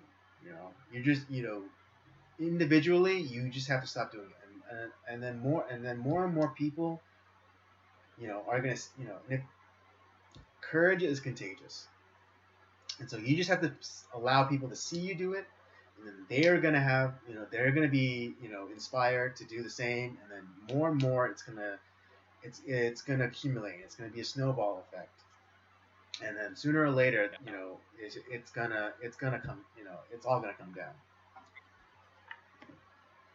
So I know I get the anger too. I get the frustration, but we have to be beyond it, because if we allow them to get to us, and we have like we snap, like I mean I luckily for me, like I haven't had a moment where I snapped at anybody or like you made like this huge scene, because if you do but we can never get to that point, because if we do, then it's kind of like the whole January 6th thing, where it's like, oh, the reason why January 6th is so effective is because there was, they needed a moment that they could, that the left or the Democrats, they could point to, because we have examples for days, like the right and Republicans, they have examples for days, like, oh, George Floyd, or or Ferguson, or da da da da. All of these examples of left wing violence we could point to easily. They'll deny it, and like the media, they won't highlight it. But the left and Democrats, they didn't have a similar such incident of right wing violence. And so and that's why January 6th is like such a powerful weapon that the left can wield. Although it has lost steam because of all of like the shitty policies of Biden, like the economics, the foreign the foreign policies and things like that have been like that's been a bit kind of a blessing, and that's why January 6th has not been such a big issue, or a feather in the cap of the Democrats, is because of the economic and the foreign policy blunders. But in terms of like masks, we can't give them any such any such weapon, arrow against us. I mean, like that's why there's more videos of mass Karens as opposed to non-mass Karens. You know, the crazy people who are yelling at people for not wearing masks. That's why there are more videos of that than the opposite. Yeah, cause like I said, it's no FBI agent's gonna manipulate me to flip out at Walmart over with an employee ask me to wear a mask. Like, okay, whatever. It's like I'm gonna I'm gonna wear it as little as possible, but at the same time, I'm not gonna just I'm not gonna get pissed off at some or some employee that's like ask me to do something. It's like, okay, no problem, sorry. Yeah, I'm not gonna you're not gonna catch me on some um even with like the January 6th thing, like the why that's so well, kind of like what we talked about, like this is because you they use they use January 6th as a way to like, oh, these are terrorists, and like the same thing with like all the parents that are off at at the schools, and these school board meetings, they're people are calling those people terrorists. Well, like, oh, this is terrorism, and this is where like stuff where why the Patriot Act is so fucking dangerous, because you can label your why like the media and a lot of these politicians are labeling these guys as terrorists, like Merrick Garland, and what they're going to do is they're going to throw them in these unconstitutional jails with no legal representation, with against their rights, uh, like have with the January 6th guys. Uh,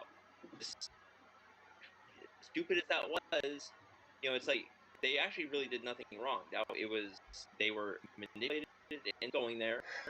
They were deemed terrorists, and that's and I mean Guantanamo Bay have better treatment than these guys. But that's why like the Patriot Act is so fucking dangerous, because now we live in a society where these are domestic terrorists. We have to get rid of them. They're a threat to national security. We don't need to care about their rights. So they're just in a hole, and whatever. And the majority of the public's gonna be like, who cares? Scary shit.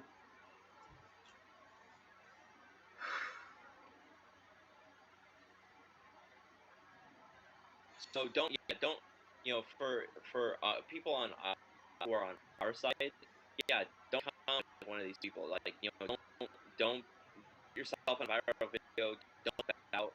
Don't do anything. There's a lot of other things that we can do to circumvent this stuff without going crazy. Right. Oh, and just let me see if I can find it real fast. But there is an account I follow on Instagram. It's called like was it unmasked something, but yeah, unmasked.america. And it's an account that initially started out like this person was posting businesses that were either requiring or not requiring masks or vax pass. But he expanded, or they expanded it to all of America, and they even started a website so people could like uh, give them tips to let people know like, oh, which businesses is going to hassle you about masks or papers and which aren't. So if you guys, if you want, I would suggest following accounts like that. The one I just mentioned is called unmasked.america on Instagram. So sometimes like they'll put up posts about businesses, like usually it's a picture with a thumbs up or a thumbs down. Thumbs up is they don't give a shit, and thumbs down is you stay away. Dude, this feels like like back in like the 20s or 30s with like the boxcar hobos. Like they would like leave like little symbols of like, hey, this is a good place to be at, or like this is like, Or hey, hell, there's some even like weird shit that's going on here. Underground Railroad.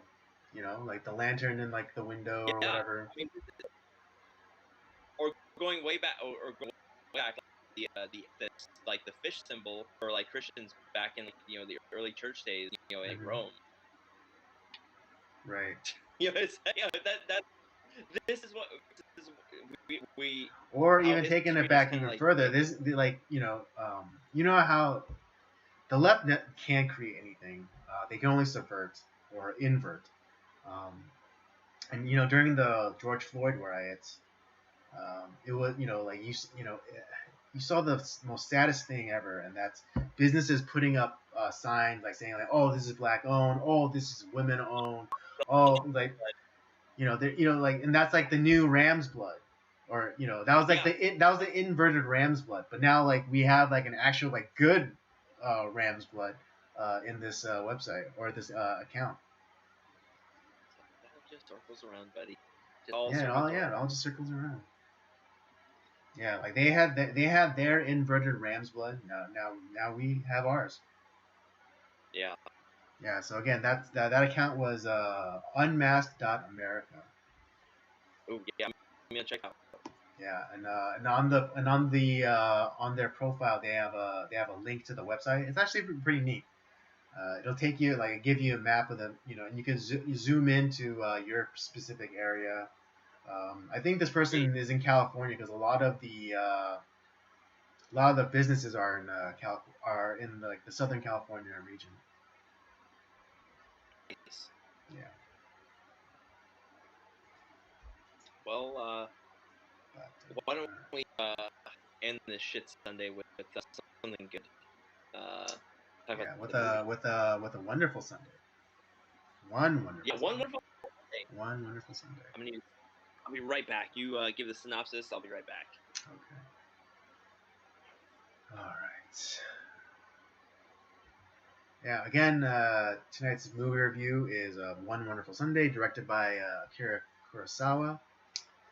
This movie came out in 1947. Let me all hit y'all with the synopsis, and we'll get going. On a beautiful Sunday afternoon, a laborer, Yuzo, and his fiancée, Masako, have only 35 yen at their disposal, hardly anything at all for a day in Tokyo. Determined to enjoy themselves on their day off, despite their financial limitations, the two set out looking for adventure. From visiting model homes to playing baseball in the park, the couple continues to keep the activities rolling thanks to Masako's can-do attitude, pushing Yuzo to keep up with him.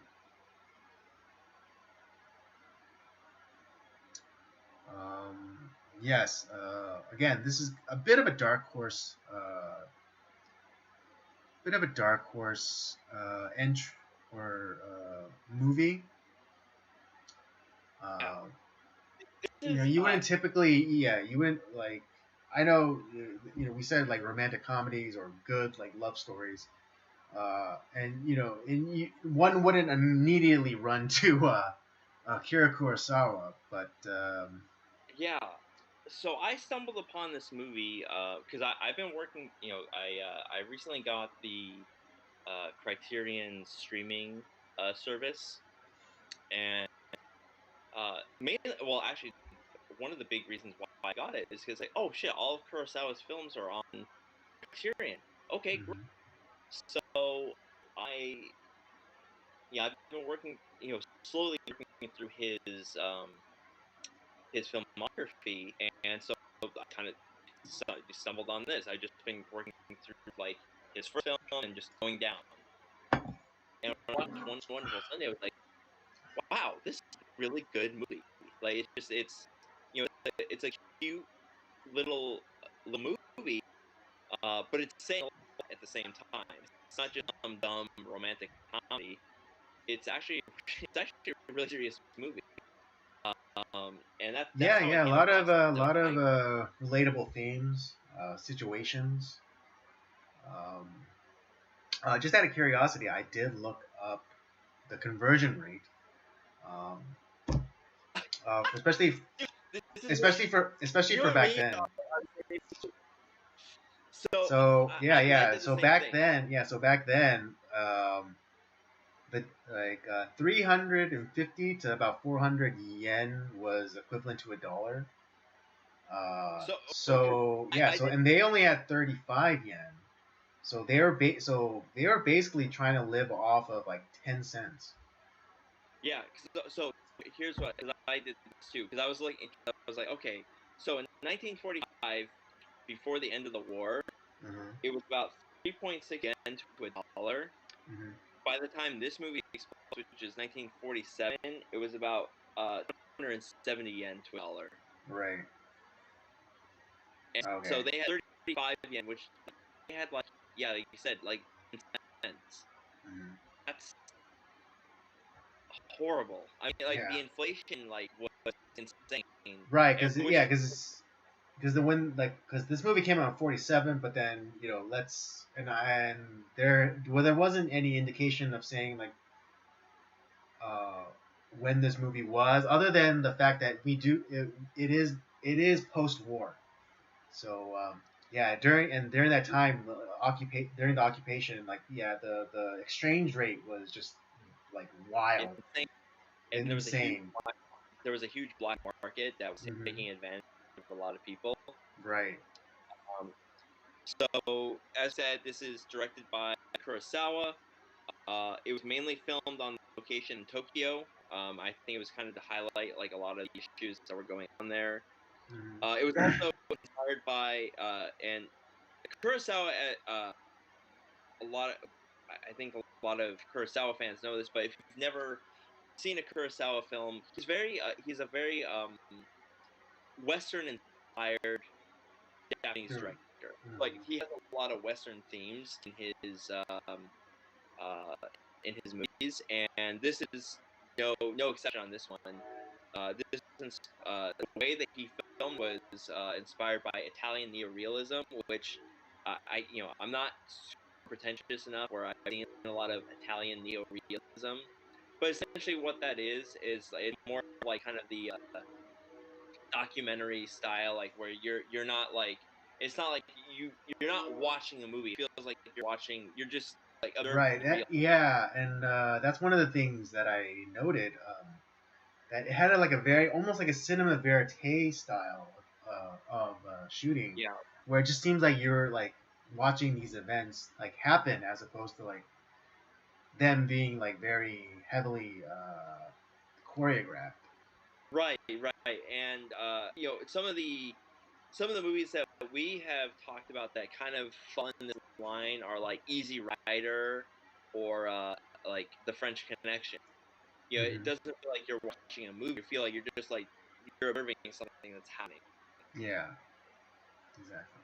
Um, and mainly like has I would say like there's really only two main characters in this film. Right.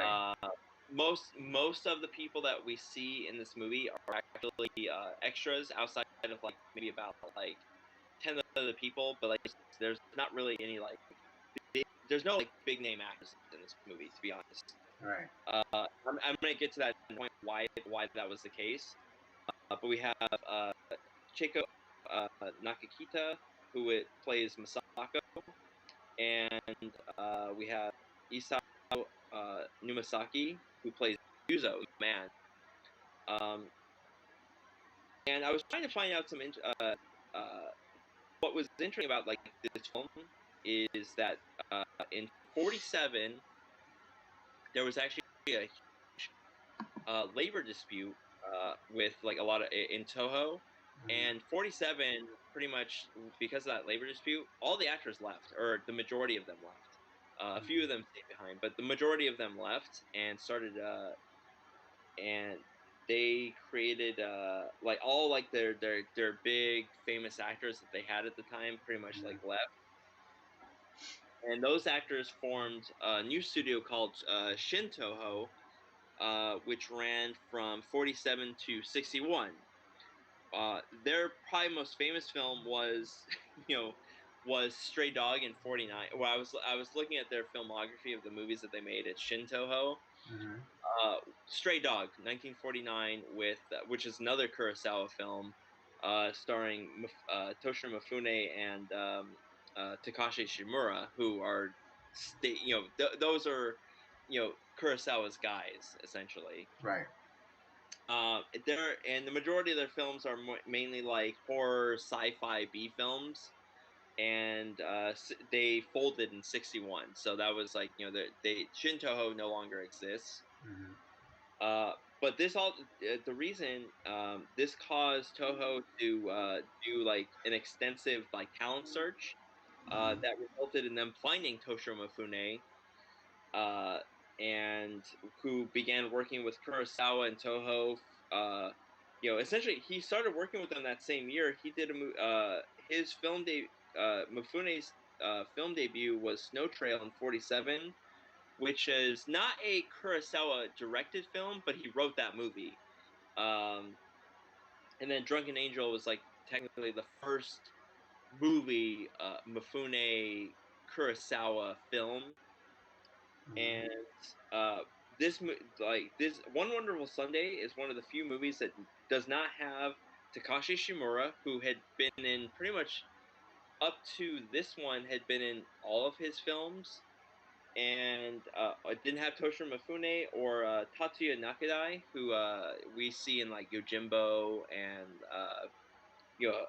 like High and Low, and like a lot of his like more of his like later movies.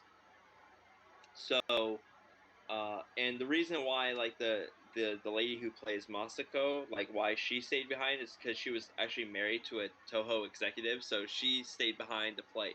So she was like, okay, well, I'm not gonna leave Toho.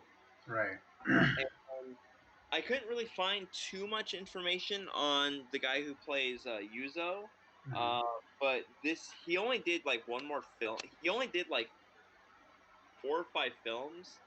He only did one more after this, and he actually died in 1953 at like 37. He died really young. Oh wow. I don't know why he died. I don't know if it was like he got killed or he got sick or what happened, but he died very shortly after this film was made. And that's like all the kind of like the background, the background of this film. Like this like there's really no big name actor in here, but I think it kind of works. It kind of plays into that idea of like we're just watching from afar this like, couple, on date. I think had you had like if Yuzo was played by Toshiro Mifune, I don't know if it would have the same impact. I think it would feel real like the way it does. Perhaps, yeah. I mean, having like an actor of Mifune's caliber. Um, And I'm not taking any away from Toshiro Mifune. You know how much I love him, but like no, it yeah, just no, no. I'm just saying, like, yeah. I think, but having an actor of like that caliber and such, this is really like a pared down kind of movie. Um, and I mean, I know, and at this time, like, even at this time, like, he wasn't even like necessarily discovered yet. Um, but like the level of actor, like, I think he would have made everyone else seem dim. bingo. That's my point. Right, and then because it would have taken away from the story, because it was about both of them, Masako and Yuzo. But if Toshiro Mifune would have been in I think, like, because of like of how like good of an actor he is, like, he would have stolen the show, and not necessarily in like the best of ways. Yeah, not because he was trying to be a jerk or whatever. It's just like he's so fucking good, and he would run circles around everybody in this film. It just it I think Toho kind of like stumbled on Kurosawa. I think really cast this well with like with like he had limited resources in like doing this film, but it Right, worked out. yeah, and yeah, the actor that plays like Yuzo, like, he's very believable as Dude, kind of I like this. totally relate to him. Yeah, he's completely believable as like this kind of working class stiff who's kind of like hard on his luck, and he's also a veteran. Um, which I'm sure, like, given the culture, and being someone who survived, probably wasn't looked, on very, kindly. Um, Yeah. and so, I mentioned that too. Like, it's he's a guy. He was a former Japanese soldier. Which obviously, like, the Japanese imperial government folded, so there's no benefits for him. mhm. It's not like how it was with World War II soldiers. There was no Or benefits at yeah, all. American GIs. Uh, at the time, because the government folded, jobs were scarce. Mhm. And Well, I mean, there was like a provincial government, and they're occupied, mostly by the U.S. yeah, Post-war. So yeah, and like you were saying, like there was the flourishing black market, yeah, yeah, the terrible exchange rate for their money. So like I'm sure, like, yeah, like the amount of money that that they used to be able to live on was not enough post-war. So yeah, a lot of problems, and it's funny because I mean because the geographical just because of the geographic area. Watching this movie kind of reminded me of looking at old photos of my parents from when they were like young, right. and how like they must have like also gone through a similar situation post-war in Korea. Yeah, I mean, Um, it was not a good time. mhm. There was a lot of problems, and Yeah, because like it literally affected my parents because both my parents were born like, well, I think at least my mom, she was definitely born after the war, and I think my dad might have been born like towards the end of the war. yeah. When did Korea? I mean, technically it's still going on, but Korean War, when did they declare an armistice? I think it was like I think it went from like 50 to 53, I believe. I think 53 was like Okay, when. yeah, okay. Then my dad was born like kind of like towards the beginning of the war, and then my mom was born like after the war. Okay, yeah, So yeah, my dad, yeah, he grew up during wartime, and then he grew up post-war.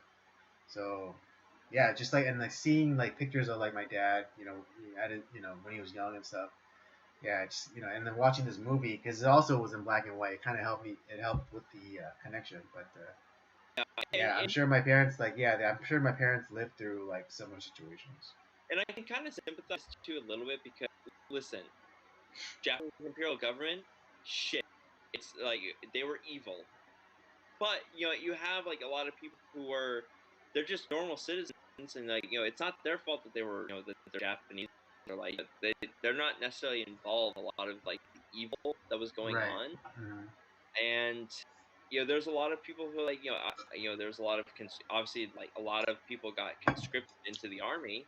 I think Yuzo is one of those guys. I don't think he was like in like was it Unit 231 doing human experimentation. Right. Um, and there's a lot of people who are just like they're Japanese, they live in Japan, it's not their fault, and they're caught in this shitty situation, and it's I can sympathize with that. That's not a good that's it's they just have to kind of survive in Hmm. this like horrible situation, and that's kind of what this movie is about. It's about like we'll get into that a little bit. um But why don't we start? Why don't we talk a little bit about this wonderful Monday that Yuzo and Masako go through? I would say like it starts off with like we meet them, and the first shot is we see Masako get off train, but then there's a shot of like half smoking cigarette that Yuzo is staring at, and he finally goes and grabs it, and as soon as he Right. like Yeah.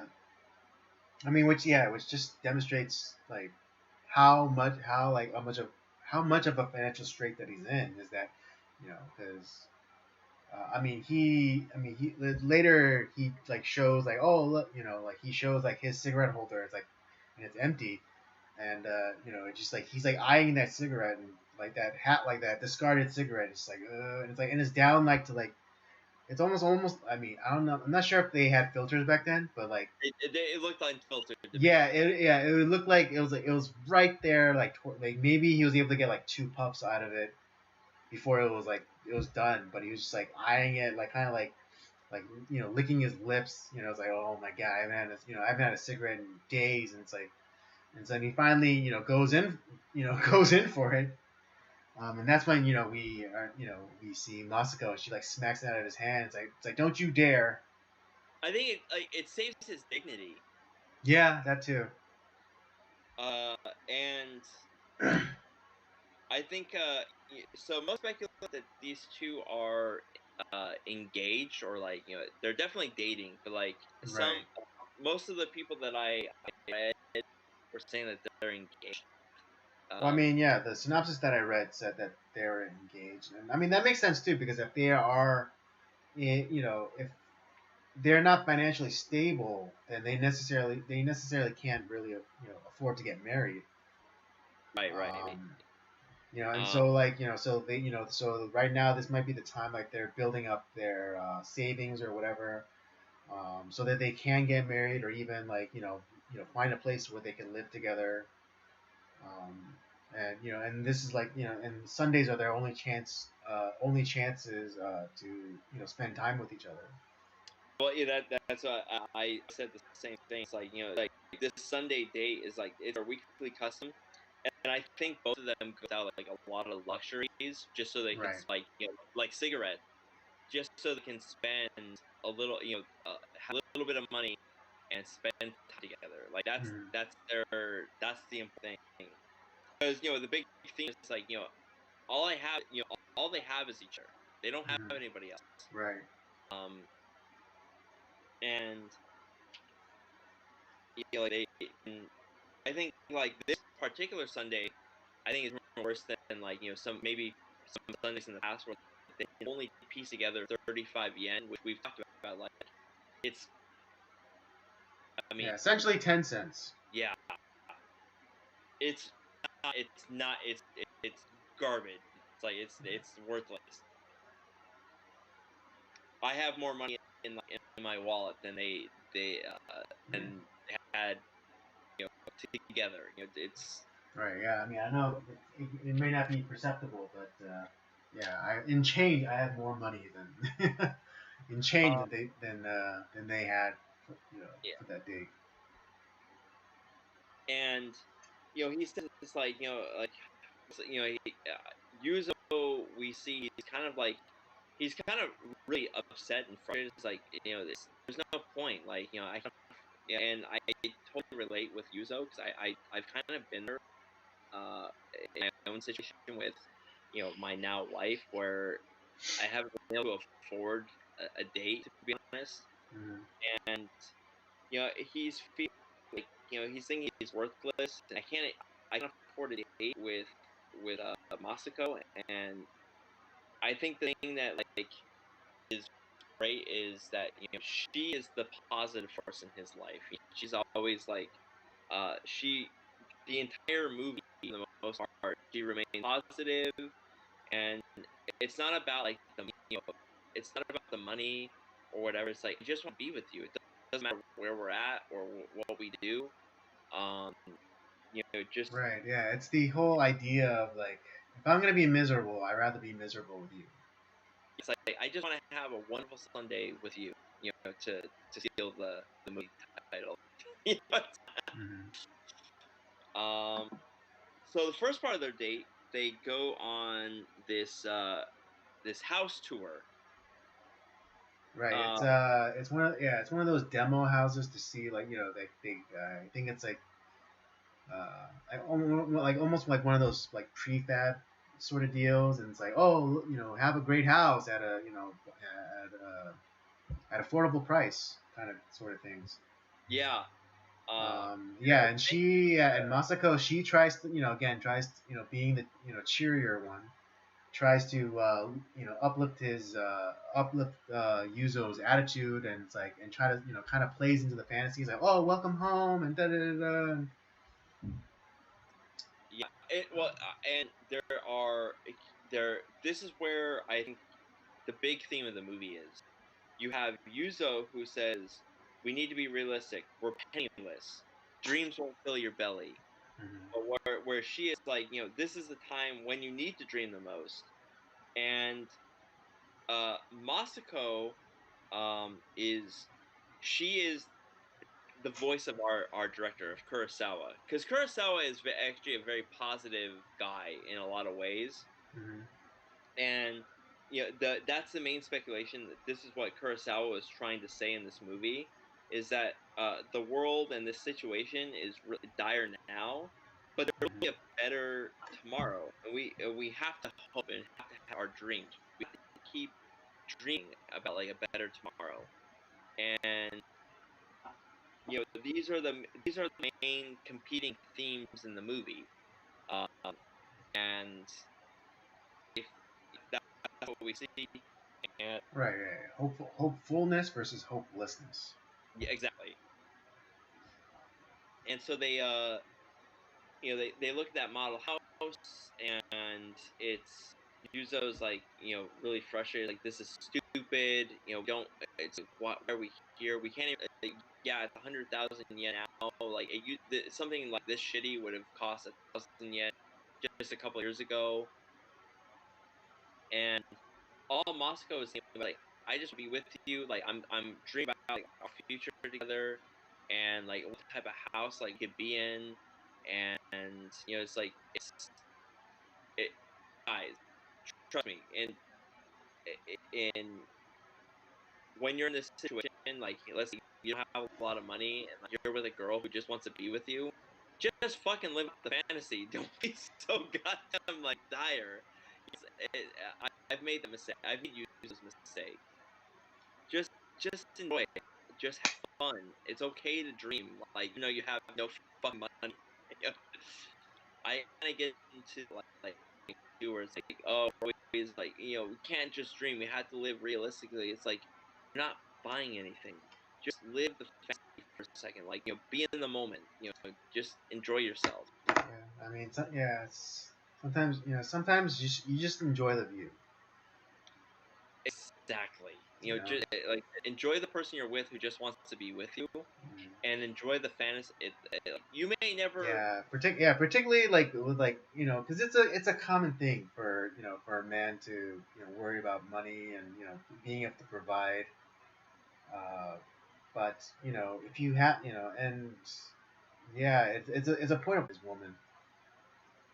But when the woman is saying like, "Hey, I don't even got that shit," then that should be, you should really take that to heart, because you know or you should really believe her when she's saying that, because if she is the type of woman that you think she is, then she actually means that. And and that should be and that should be one less worry off your mind. Here's the other thing about this movie too, and this is, everyone's like, when you think about like old movies, like, oh, the man is the dominant force, and like the women are subservient. It's like, this movie is not that. Masako is the dominant force in this movie. Not only did she bring more money to the table for the date, Mm-hmm. but she's the one that's constantly like pushing Yuzo forward, to keep him going. Yeah, I She, mean, well, yeah, that's right. Because he only had like, I think like 10 yen or 15 yen, and then she had 20 yen. yeah, and here's the thing: is like, she is the voice of the director, not Yeah, I him. mean, yeah, we'll get into that a little bit later, but yeah, yeah, she's the one who's like, constantly like saying like, oh, let's go to this, or let's try that, or um, yeah, she's the one really kind of controlling the movement in this movie. Because Yeah. even like as I mean, after this, or a little bit after this, she Yuzo tells her about but an old army buddy that he ran into, who's now like owns this fancy nightclub, and she's like, oh, let's go check it out. They're like not dressed to go to such things, but he's like, yeah, like, well, like, the owner, so maybe he'll be able to, like, show us around at least. She, it's basically, hoping for the best. Yeah. Hoping for the best, not expecting anything more. Yeah. Oh, it's funny, dude. It's like you're looking at my notes. It's insane how much we think alike. Yeah. Anyway, so we get to the cabaret club after, like, they tour an apartment that is just a slum. It's a shithole. Yeah, it's a shithole. Then they end Yuzo plays a little bit of baseball. Kind of has some a little street bit kids. Yeah. Some street kids that have a little fun. And then we end up, he finds the card of, like, oh, what's this card? It's like, oh, my old army buddy, he owns the cabaret club. He's doing pretty well, right now. It's like, why don't we go hang out there? You don't dance. Like, well, who cares? Like, let's just go. What else are we gonna do? Yeah. Okay. Yeah. So we go. I mean, if you guys didn't get it, Yuzu's the one that points out the cloud in the silver lining. Yeah. So here's the thing with the cabaret clubs. So this movie and Kurosawa's next film, Drunk Angel, which is his technically his debut with Mifune, cabaret clubs are not a good place. There's Right. a lot of shifty things going on. But Yuzo brings that card. It's like, hey, I'm looking for the owner, like, his friend, like, he kind of calls him, like, Sagawa-san, and they kind of just, like, obviously they're looking at his clothes, like, you're a bum, essentially. That's Right. the way that they look at him, the way that they treat him, and they end up, like, leading, and when he kind of gets a little, it's like, well, is he here or not? Like, I'm just asking if he's here. Mm. I'm not asking to, like, go inside. I just Right. Yeah. talk He's to like, there are, like, some trepidation, but he did use, like, the boss's actual name, and so they're like, he's like saying, like, hey, I'm not asking for a table. I just want to know if he's here. Yeah, I just want to talk to him. I'm not asking to, like, you go into the club. I just want to talk to my friend.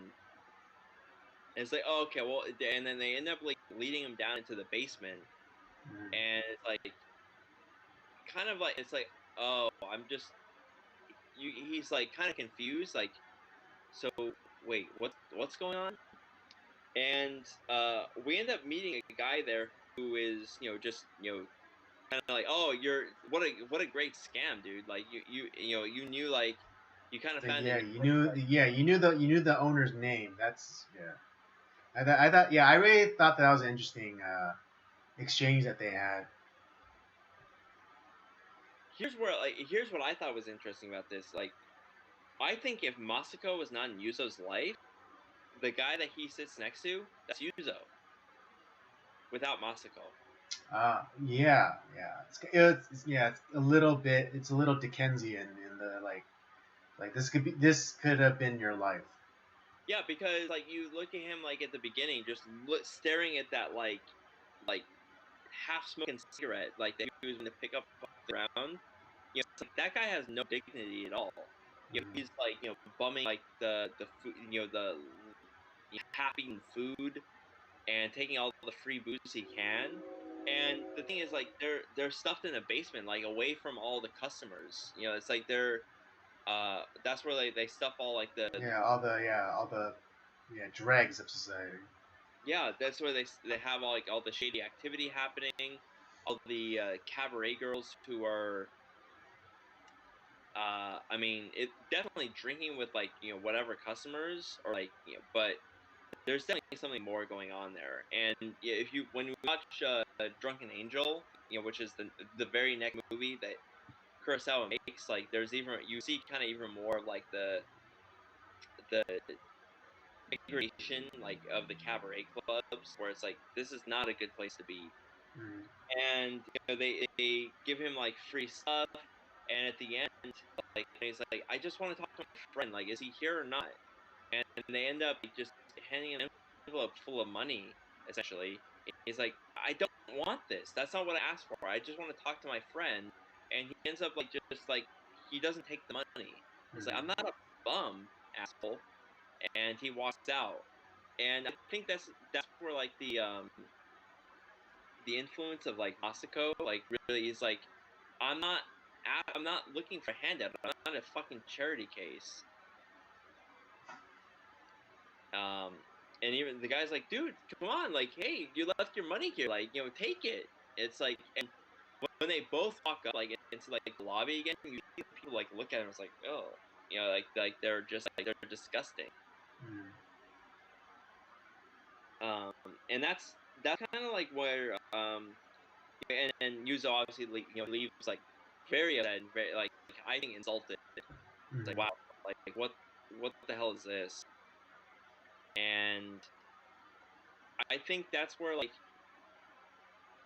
Yuzo has this like kind of a semi-quiet dignity as well. Like he's like I said, he is desperate. He is poor.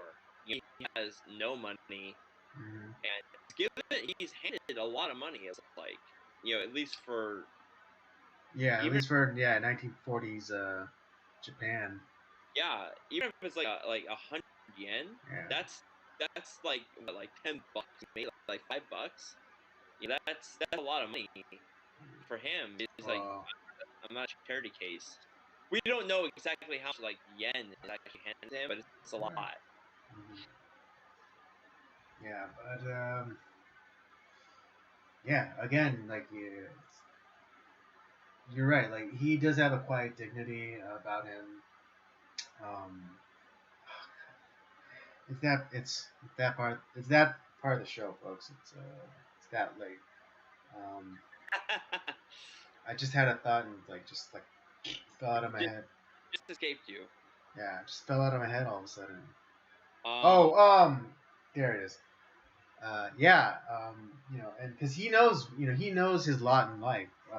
He's essentially a couch surfer because he was saying like, oh, I'm staying with my friend. I'm staying in his room. He's a couch surfer. Yeah. And he has this like crummy job that can only afford him like a room in his buddy's place, and we eventually see it, and it's tiny. And like him like getting like that money, like he's like, or being given that money like as though like he needed it. Like I mean he did, but like he didn't want to get it in that manner. I think and here's the thing, like based off of like he could have money like, hey, let's go to like do something like this. Like they could extend their date or whatever. But he's like, no, this is not wrong. This is not. There's no. This is not the way. I didn't earn this money. It's just being handed to me because people think I'm a bum. It's like I'm not gonna take it. I'm not taking it. It's very Mandalorian. It's like this is the way. Yeah. Exactly. Well, let's go to the zoo.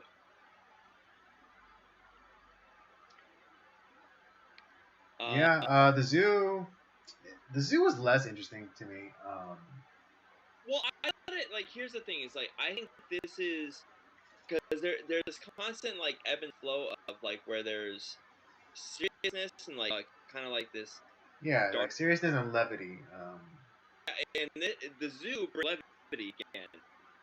Yeah. Both of them, Yuzo start to like kind of like enjoy himself. They're making jokes. They're a good point.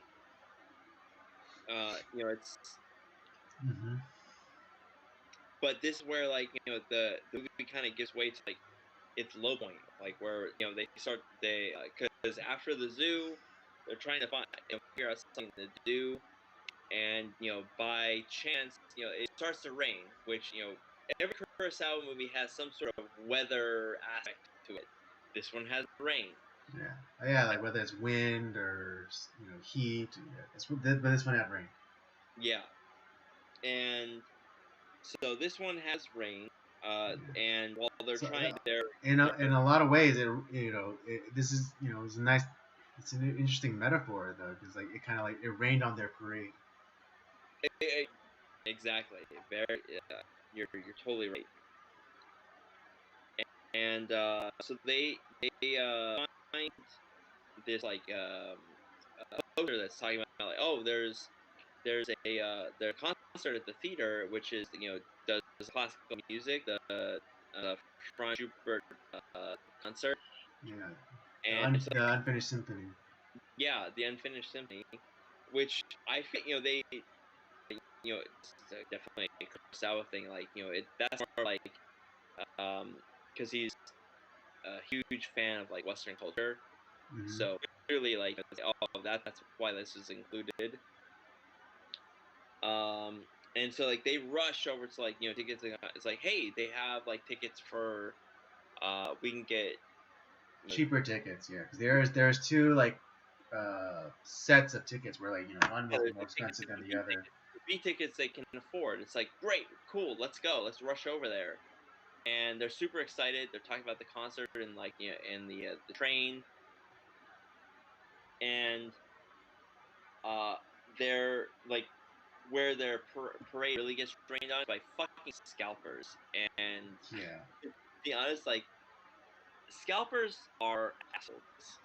I'm gonna say that right here, and I totally support Yuzo for punching that dude, because that's kind of how I feel with like scalpers on a lot, because this happens today, where you get like there's people who, oh, there's this thing that's gonna be in limited quantity, I'm gonna buy 10 of them, and then I'm gonna go back on eBay and sell for like twice the price because I took all the supplies. Like, no, you're an asshole.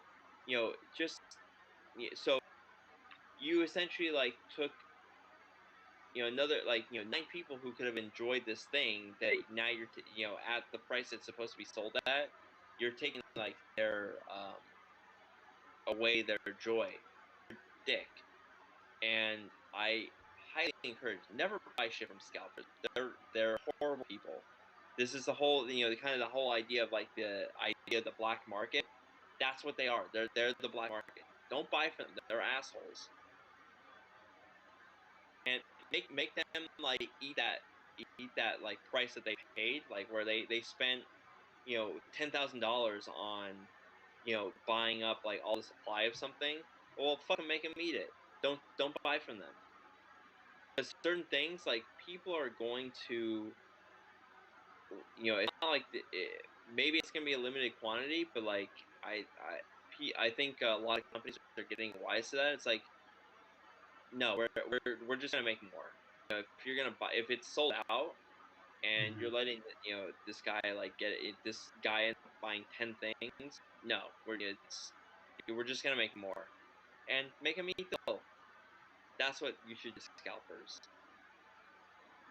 But anyways, after this, I think this is where this is the low point for Yuzo. He's just like, I'm done. It's like, this day has been horrible. I'm wet. I got my ass kicked by the fucking scalpers.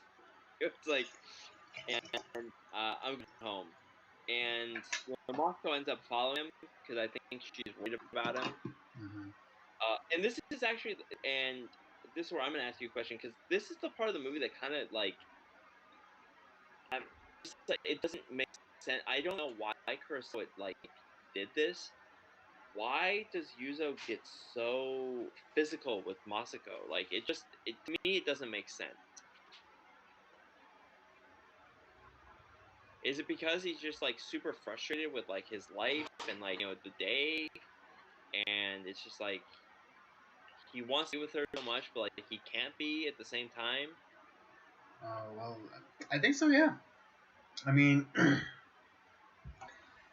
whether or not they're betrothed to each other, that's debatable. But here's this guy, like, if when the movie was released, in reality, which is 47, then that means it's been 2 years, uh, since the war ended, and and I guess if we can if we can extrapolate a little bit more, then then they would had to have known each other, you know, while he was in the army. Well, definitely before the war, because she talks about like, man, you've changed. Like, you had all these dreams and stuff, and it's like, Well, well, the war changed me.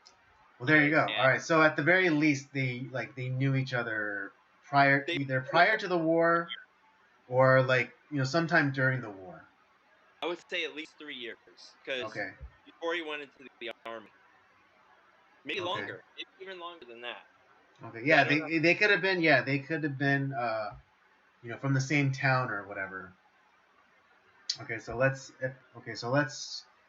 take it that they at least knew each other, for 5 years prior to the war. Yeah. And so,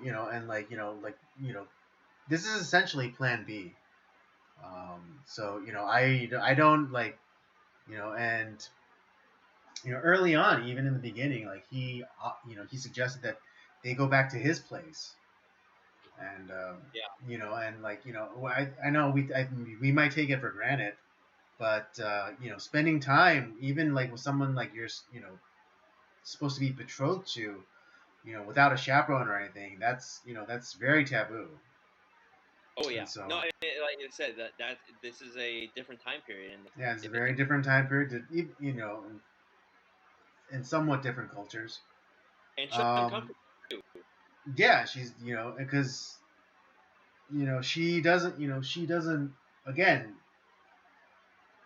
We come a long way from that time in the 1940s. And so, and back then, like that really, being betrothed to someone and then, not being married to somebody and, spending time with someone, without a chaperone really meant something. And, and one's own, virtue and integrity, still meant something back then. Um, and so, you know, I think, yeah, I think, in a weird way, I think this was a really good scene to have because it just it showed like the the humanness of Yuzo, and and it's kind of like it's kind of the Joker thing. It's like everyone is just one bad day away from hitting rock bottom. Yeah. And so this could be that demonstration where it's like we know Yuzu's a decent man, but like you know he can only be pushed so far. Well, and here's the thing. So like he was like uh he went over the line, and I think he feels bad about it. But then Masako The comes backup back. there for She begins a little bit. like, you know what? Okay, I'm gonna give into this, and then she breaks down. And it's like, and he's like,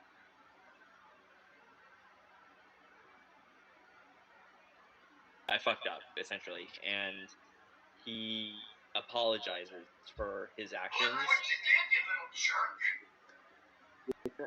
This kind of leads us into kind of the conclusion of the movie, where they end up after this they go to the rain lets up and they end up going to a cafe.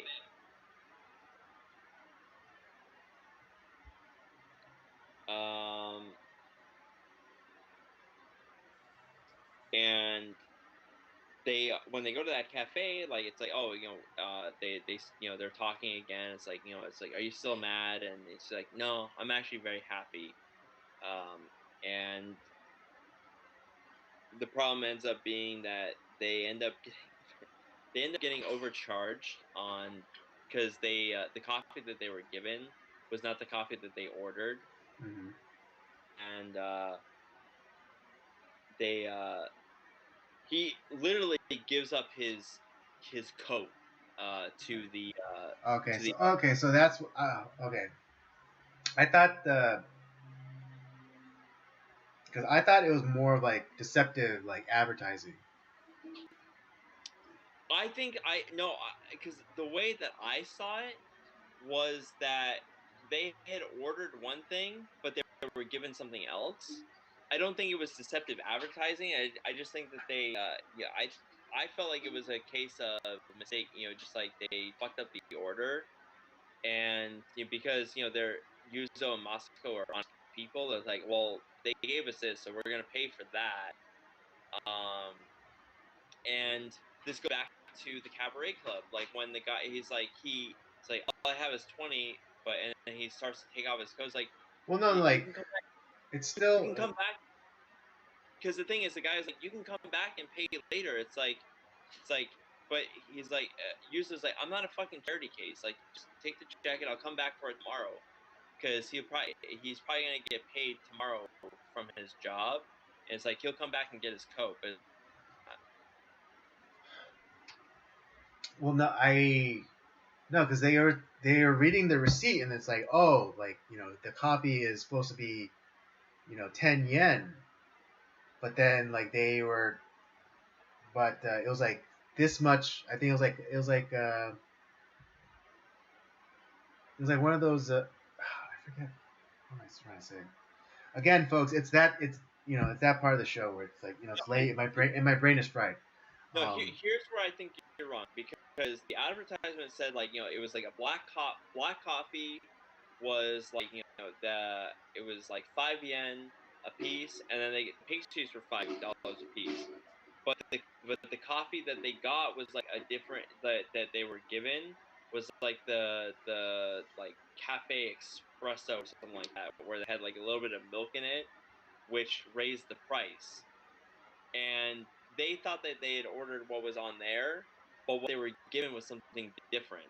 Now it could have been like that the establishment fucked them over, but I think it was more of like just like the order got messed up, and because they're honest, like, well, we're gonna just pay the bill, that's fine. But like, we're a little bit of trouble, and obviously the guy knows that, like, there's probably a ton of people that come into their establishment that, like, we can't really pay for stuff. And so I imagine that there's a lot of people that have given their coat up to this guy. He's like, that's why he's always like, it's okay, you can just pay like the next time you come in. It's like, no, well, I'm also because I'm pretty sure the cafe was pretty close to where Yuzu lived. So it wasn't like necessarily his first time there, and also because the,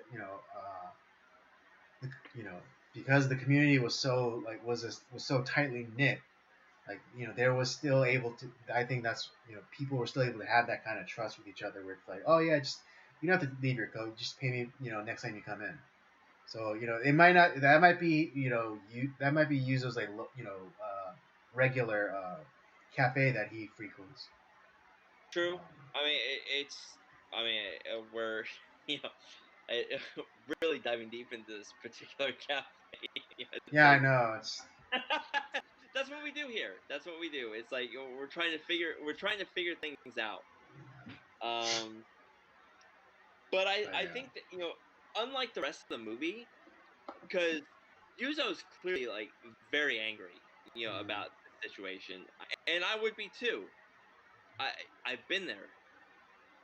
Um, Yet this is something that I think, yes, it angers him, but this incident, instead of just getting angry and depressed, which he had been doing the rest of the movie, I think this is something that restores his ability to dream again.